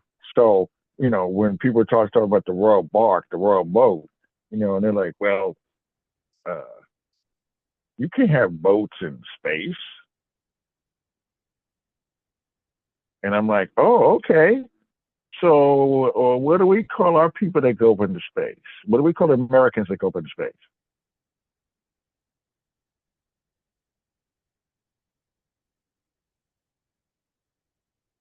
What's the term? Astronaut, astronaut. Okay. One. And the word astro means star, and the word not means nautical or sailor. Yeah. Okay. The Russians call them cosmonauts. That's still the universe sailor. Okay. Of course, you're in a boat if you're a sailor. Yeah. Yes, yes, yes. Wow. The man, and this is elementary school, man. This is the language that our children should be on. Mm-hmm. The Constitution and nature and treaties, because you can't use a treaty without using a tree. Mm-hmm. Mm-hmm. Yeah. So yeah, very, very, very, very, very intense topic, man. I appreciate the bill. No, but look, I'm always talking about follow through. you know. And people are like, what do you mean? I read that book. I'm like, well, no, I actually read that book once every year and I learned something. All I'm saying is you brought up the bark, okay? So instead of just instead of us just having our kids open up a book and learning a dictionary definition, it's like we need to take them out on the weekends and take them up to a pine tree and have them trace, the pine bark. And then the next time we go to the maple and check the maple bark and have them touch it. How does that feel different from the other one? You know, that's getting to know stuff. Yeah, and that pine cone. No, Which is The turpentine, pine right? cone. Yeah. that's right. Yeah, That's that's right. right. That's Well, see, right. okay. First of all, right? When it came to trying to explain to people about pyramid power, I wasn't going to take the route of, you know, metaphysical this and cosmic that. All that stuff was true, but the people I'm trying to address, they weren't necessarily receptive to that. But if I could tell people, oh, this shape and the quartz crystals, they both generate negative ions, that's something that people could study. What a negative ion is, what effect does it have? Um, what were we just talking about? Oh, yes. And so, of course, I'm learning about the turpentine. I'm learning about the pine cone. And of course, that's the root of the word pineal gland. And then lo and behold, on the special on PBS, they're talking about negative ions. And they say the pine cone gives off the most negative ions of any tree. And I was like, of course, because where I lived, when I walked down my block, from 50 feet away, when I got 50 feet from that pine tree, I could feel the ions. It's the greatest thing. The thinner the leaf, the greater the ion distribution. negative ion distribution. So the pine tree has a lot going for it. And it lives year round. And those pine cones, when they fall to the ground, if pay close attention, if you take it in a dry, warm place, they'll start to fan because they dehydrated. But if you take it back inside of a cool, moist place, they'll close back up just like they were young and fresh when they fell from the tree. And that's precisely what the ancient people called it the pineal gland, because when it's active, it's completely closed up and smooth. When it's calcified, it's opened up and dried out. Yep. Oh, yeah. Oh, man. Yes, sir. Wow. Look at that, man. Never knew. Thank you for that one, Baba. Damn. Man. And it has a fresh piney smell too when it's young, you know. You can't smell it when it's all done. Right. Yeah, wow. That's interesting. Yeah, people talk about the fish. No, I gotta finish this. Okay. When it came to the pineal gland, of course, when I was studying it back in the 70s, it was hard to get information about this thing. Okay. And then in the early 80s, National Geographic decided that they were going to x-ray the mummies so they wouldn't have to open up some of the sarcophagi. And they could look inside and see the state of it and all this other stuff. And okay, so they had a whole issue about this. What the whole issue wasn't about, but it was how they mummified, how they x-rayed them, and how they weren't able, they didn't have to disturb stuff and all this stuff. But then right there in the article, they had this little sentence that said, whether it was royal mummies, the upper echelon mummies, or just, the average person that had themselves mummified. He said the pineal gland of all these people was twice as big as our modern pineal gland.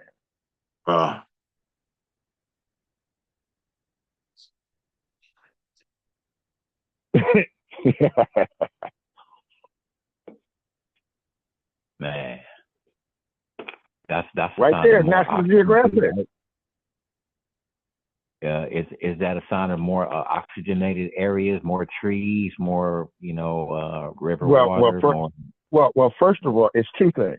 We know because we've been able to take samples out of the closed up temples that their ratio was 70% negative ion, 30% positive ion. The ideal ratio for human life. Second of all, it also is an indication that their pineal glands were made more active than ours. Like they were using them for abilities and things that, we pay $850 to go see a superhero do.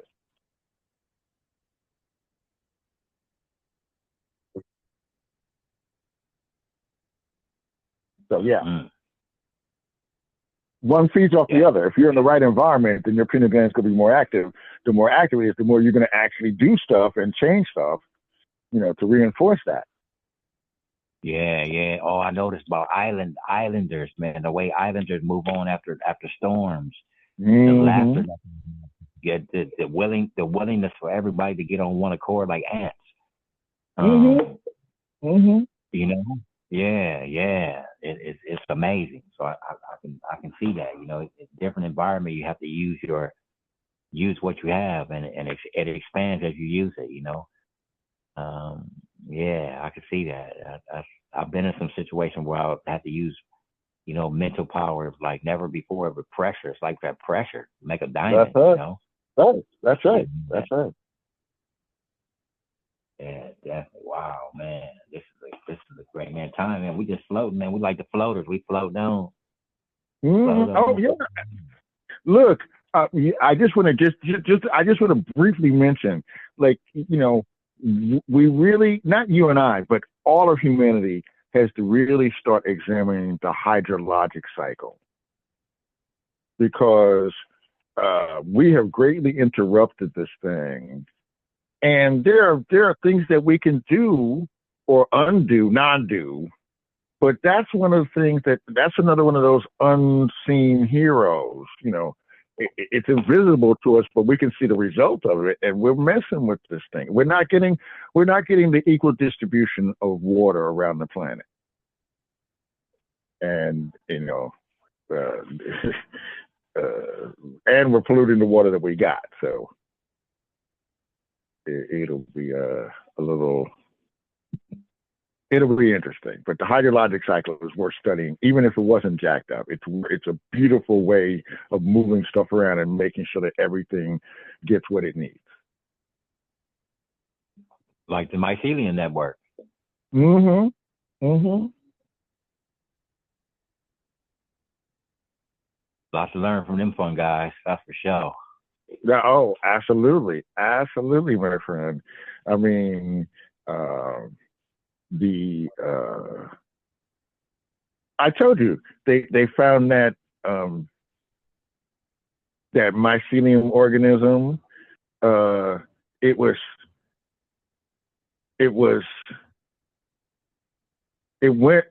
went over 3 states. Like, you know, like people were studying this thing for years, because they would be in one part of the state and they'd say, oh, we found this. And then only when they went up in the satellite did they realize this was all one giant mycelium kind of organism. But it was 2 states wide. So that's the network. Yeah. Man. And probably, and no doubt, man, probably healing that state, or giving that state whatever it needed, a boost in an economy, whatever. All of that. Right. All of that. Yeah. And then what about the Japanese built a rail system based on the mycelium network? I know. Yeah. Man. Well, see, once again, that's another one of those topics, you know, biomimicry. I mean, you know, that term is a, you know, fairly modern term, but it's been studied and appreciated throughout all the time. You know, imitate or study and take off the best qualities of what nature's showing us. I'm glad you said that, Baba, because I want to ask Baba Usiku, would he be willing to interview a brother from Nagaland who invented 2 musical instruments from Nagaland, India, and his group is called Biogenesis, and he that's his theme. That's what he always talks about, the biogenesis of nature, how everything is in it, you know. Right. And so yeah, man. So yeah, one day, you know, hopefully we get a chance to. Man, I've been talking to oh yeah, Baba. So we have coming up real soon, man. Like real soon, we're gonna do a part 2 of the Lakota Elder. You and the Lakota Elder. We want to lift y'all to the up. And it's a powerful team up right there. And man, I think the Zoom call is the future right here. You know, I like this right here. The Zoom call is good. Oh yes. A lot of people. Yeah. A lot of things to shuffle around and talk about. A lot of things are shifting. You know, a lot of interesting things to talk about and do. More than that, do a lot of things to do. Mm-hmm. Mm-hmm. A lot of projects to get off the ground. A lot of humanitarian projects coming up. You know, do things for each other. Advanced thinking. You know, with some of these, you know, crystals and minerals that we have. You know, advanced thinking. So yeah, definitely. Yeah, thank y'all so much. I appreciate being invited. Okay, you know, there's a lot of, you know, there's a lot of people out here who are discussing the future. And when I say the future, that's in air quotes, you know, because it's like these people are taking our jobs, and automation is going to put these people out of work. You know, well, you know, we need earth healers.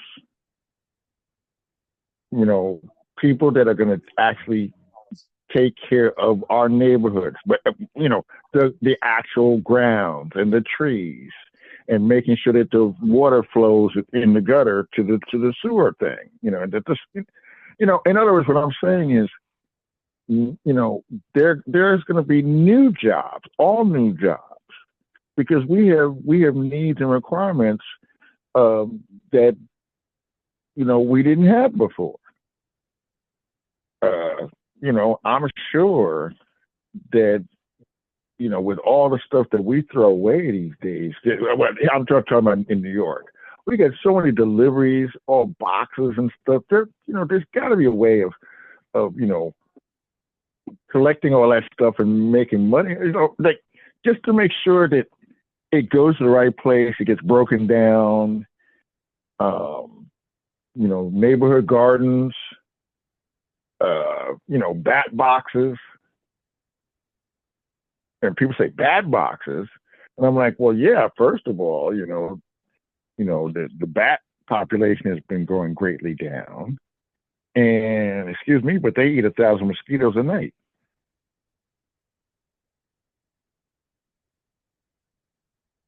And they're mammals.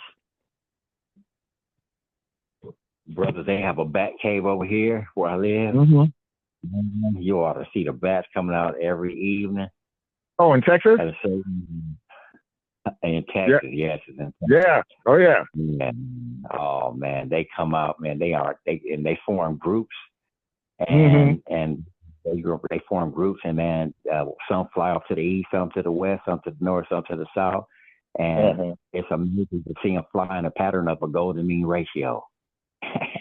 They be swirling in and out, man, like a whirling dervish, man. It's ridiculous. Man. Yeah, and then it's always a hawk come and eat a couple of them. He always in the swarm. The hawk out in the swarm to eat a couple. They always run into the wall, so the cats are at the bottom to eat them a couple. But yeah,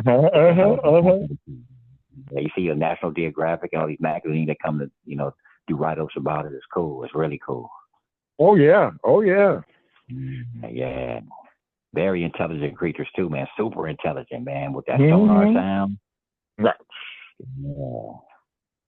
Look, it's amazing.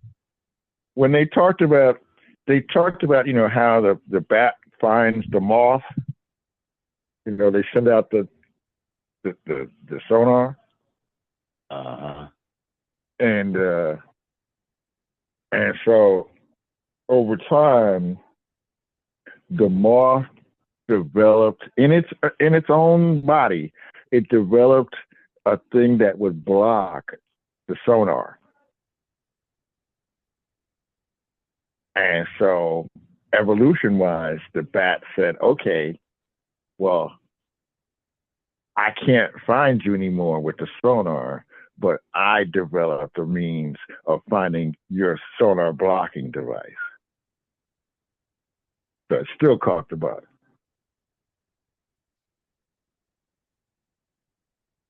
And I'm not going to say that's the battle. That's the evolution. That's the learning. So have you looked at Florida and their snake problem? Do you think something would happen that would be a natural energy for those snakes at some point? What do you mean? Well, they brought in all those pythons, and supposedly, from what I read, they're eating everything in their path down there. Oh, yeah. Actually, they said they're getting closer to north central. You know what I'm saying? Like that was supposedly they're blighting the Everglades. And I was just wondering. Let's see you're just wondering? What do you think a natural enemy will be developed eventually for them?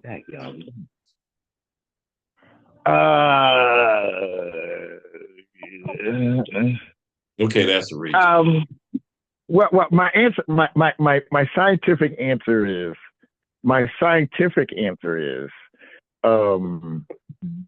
their natural predators or whatever it is, they won't have enough time because Florida's going to be having natural water problems sooner than getting rid of their pythons. I agree. And the insurance Now, agency. right. Well, the pythons, is really the result of all kinds of people going down there and releasing their pets once they get too big or they're tired of them or they can't afford to feed them anymore. So this is, in other words, this is a completely human-made problem. Right. But no, you got a great environment, and for them to be feasting on, and I don't see that. I don't see that being resolved anytime soon. Okay. Let me be more scientifically clear. It could be, but I don't see us having the will to do it.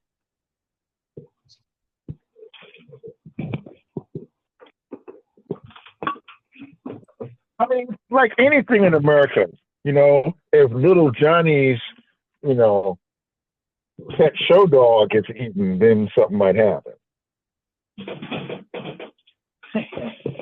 Right.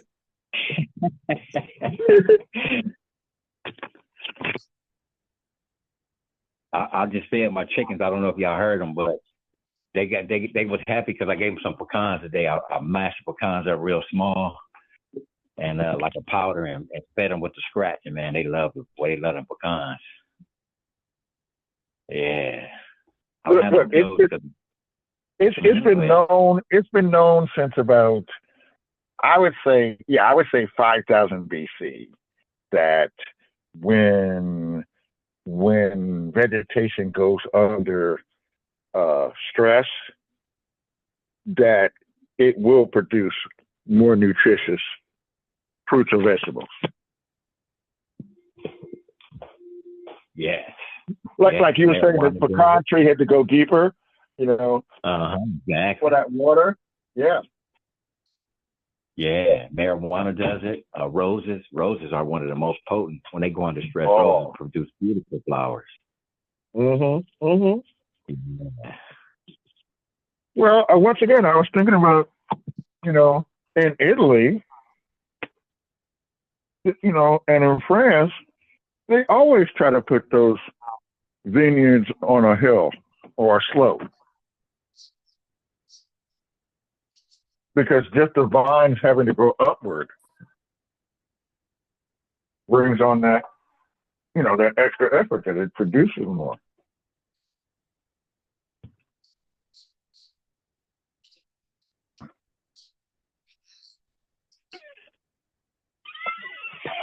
It's been quite the build, gentlemen. Quite the build. Yeah, well, definitely.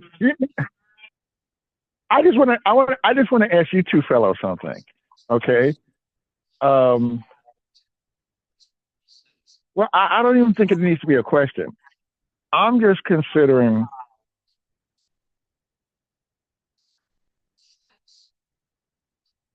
the change in climate overall, and therefore me thinking about, well, what will I be able to grow here in 5 years that I can't grow here now?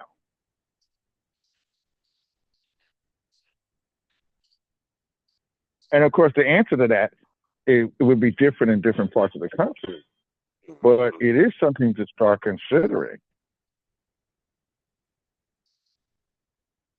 It's very serious because let's say, like we've discussed, how the ocean flows and it keeps that region temperate. If that cycle changes, New York's going to get colder, right? Mm-hmm. Yeah. Right. So then you would need a Vermont, all of that. So then you would be, your growing season might get shorter, and you'll need a different type of plant. Yeah. Right. Yeah. Down here, the hurricanes will get worse. You know what I mean?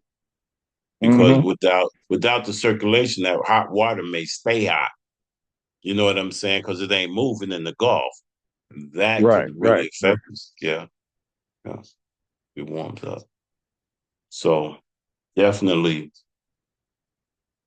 could you grow more potatoes if it gets cooler in the New York area? Mm-hmm. Uh, Well, Baba, you hit on smoke signals, Baba. You wanted to talk about smoke signals.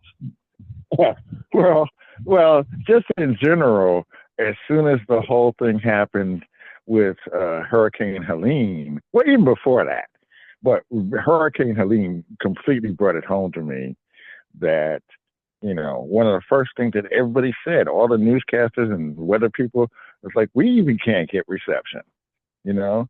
And it just popped in my head. It's like, well, you know, nobody can get a signal, but everybody can see a smoke signal from like 10, 15 miles away, you know? And there's plenty of evidence of smoke signals being used all throughout Africa as well, and even in Asia. It's just a natural visual thing. So, it calls for us to, well, me, to go back and look at all means of communication in the past. Drums being like number one, um, but anything that carries sound or has a visual effect. I think I was telling you about how, when an eagle, we do have eagles around here, and when the eagle passes through and he makes that cry, okay, that that will go a mile. But if it's that same eagle and it's flying over over a forest, that same cry will go 10 miles because the trees amplify the sound. So we have to really look at all the technologies that we use. Like, we use the word technology to mean advanced stuff, but there's plenty of what I'll call primitive technologies. And I always had a problem with that word until I looked at the dictionary and it said prime means first. So I was like, oh, the inventor? So we just have to examine everything. And, what the yugas tell us, what the scriptures of the yugas tell us is when we're in these kinds of environments, then we use, well, it basically says to use everything, but it's sort of a review of everything that's come before us. And we use the best of everything. We use the cleanest technology. I don't use the word free, but I use the word clean technologies. We switch off as we can from the dominant technologies that, are less than perfect. I mean, we're not looking for a perfect system, but at least we have more dominion over these independent systems that we have. If something happened here in New York, it would be really hard to get out of here if you had a car, especially if it was a natural disaster and the bridges had problems. We just have to we just have to look and examine all this stuff.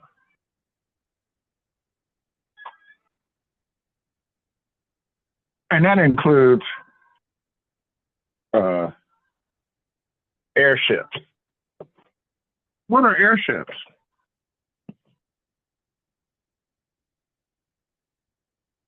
Airships was this technology. They were like Zeppelins, only, and when you read the descriptions of them, they sound like UFOs because people saw them in the sky. They were these big, luminous, gigantic ships. But the difference is that these ships would land, humans would come out, invite the people into the ship and told them how it worked. The other boat that thing is that these airships were in the 1830s. Come on, Robert. Come on, man. Come on. Now. And there's newspaper reports from all over the country of people having encounters with these people driving these airships. So I'm just saying, we don't have to reinvent anything. It not only, the idea of invention is funny to me, but, we have the memory of all this stuff within us, all of it. And whatever we need to resurrect in whatever form we need to resurrect it, that's why we're here.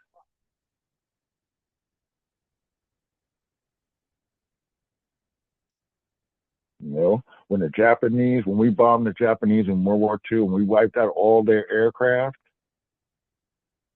and that's toward the end of the war, did they say that's it? No.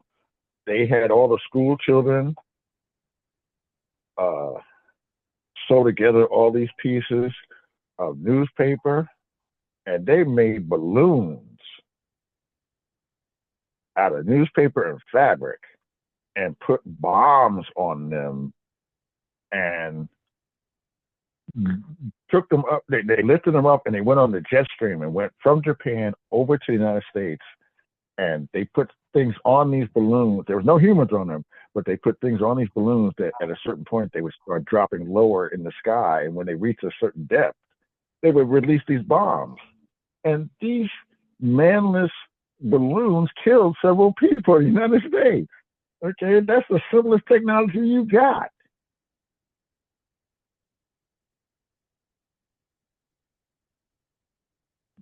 Wow. Talking about cheddar, we got the mother sucker, man. I know.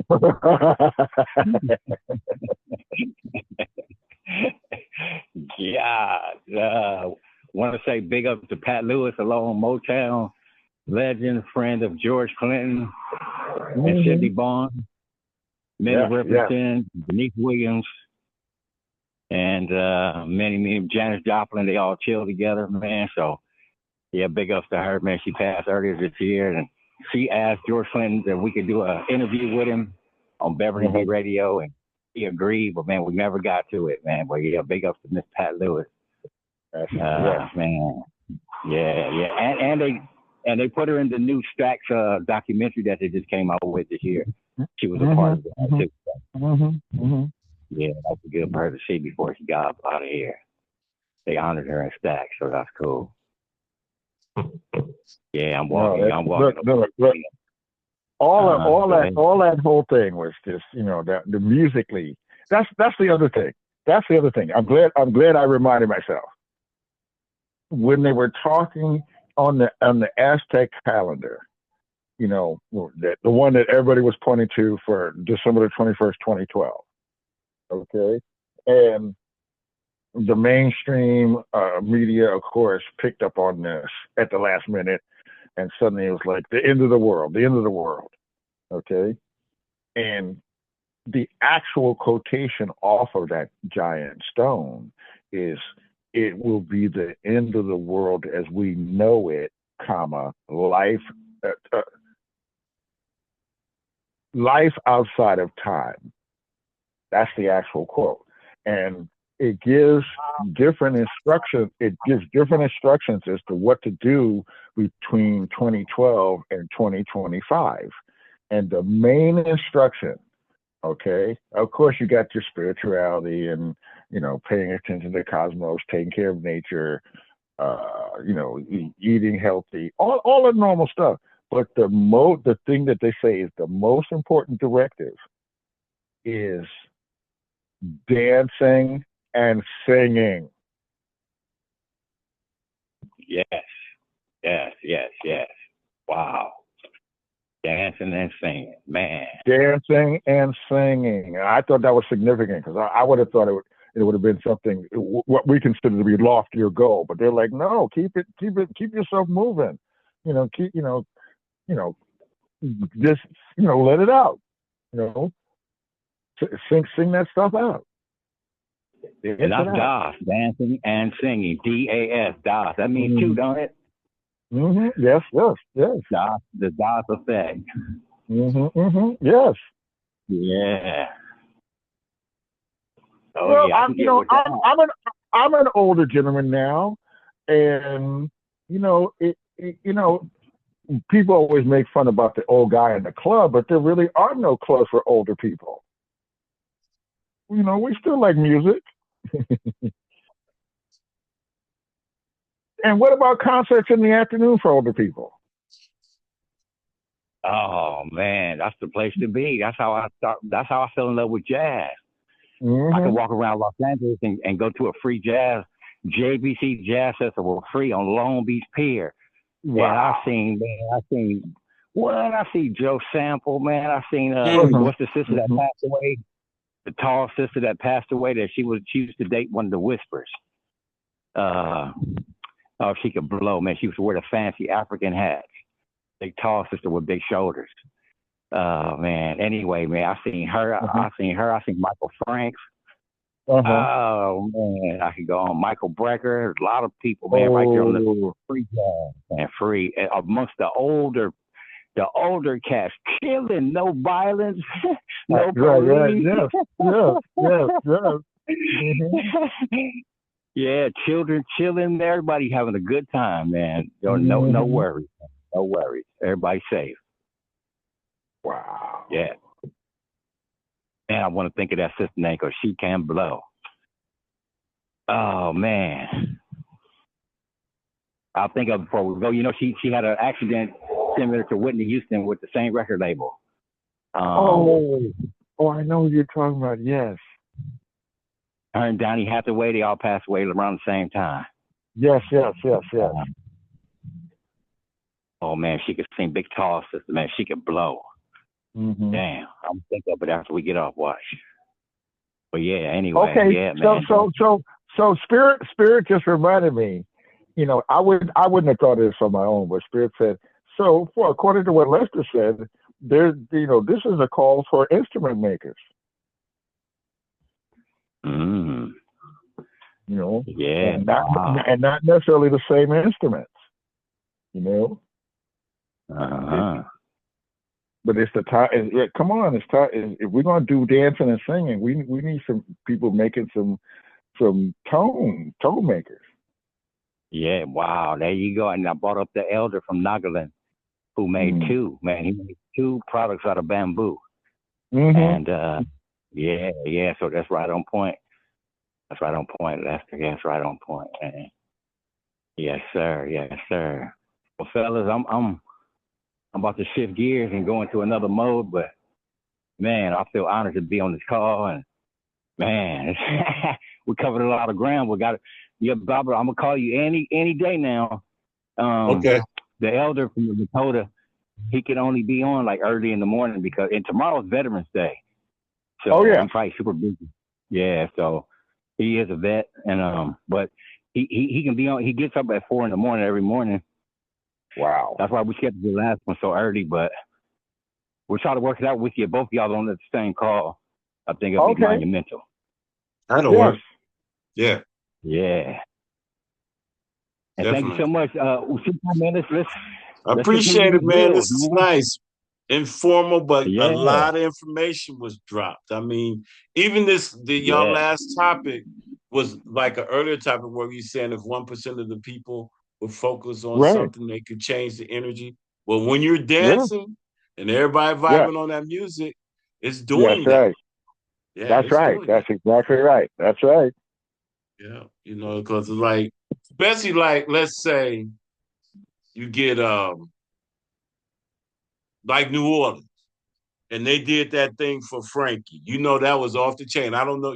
I know some of y'all seen it, right? Where they had the parade for Frankie, right?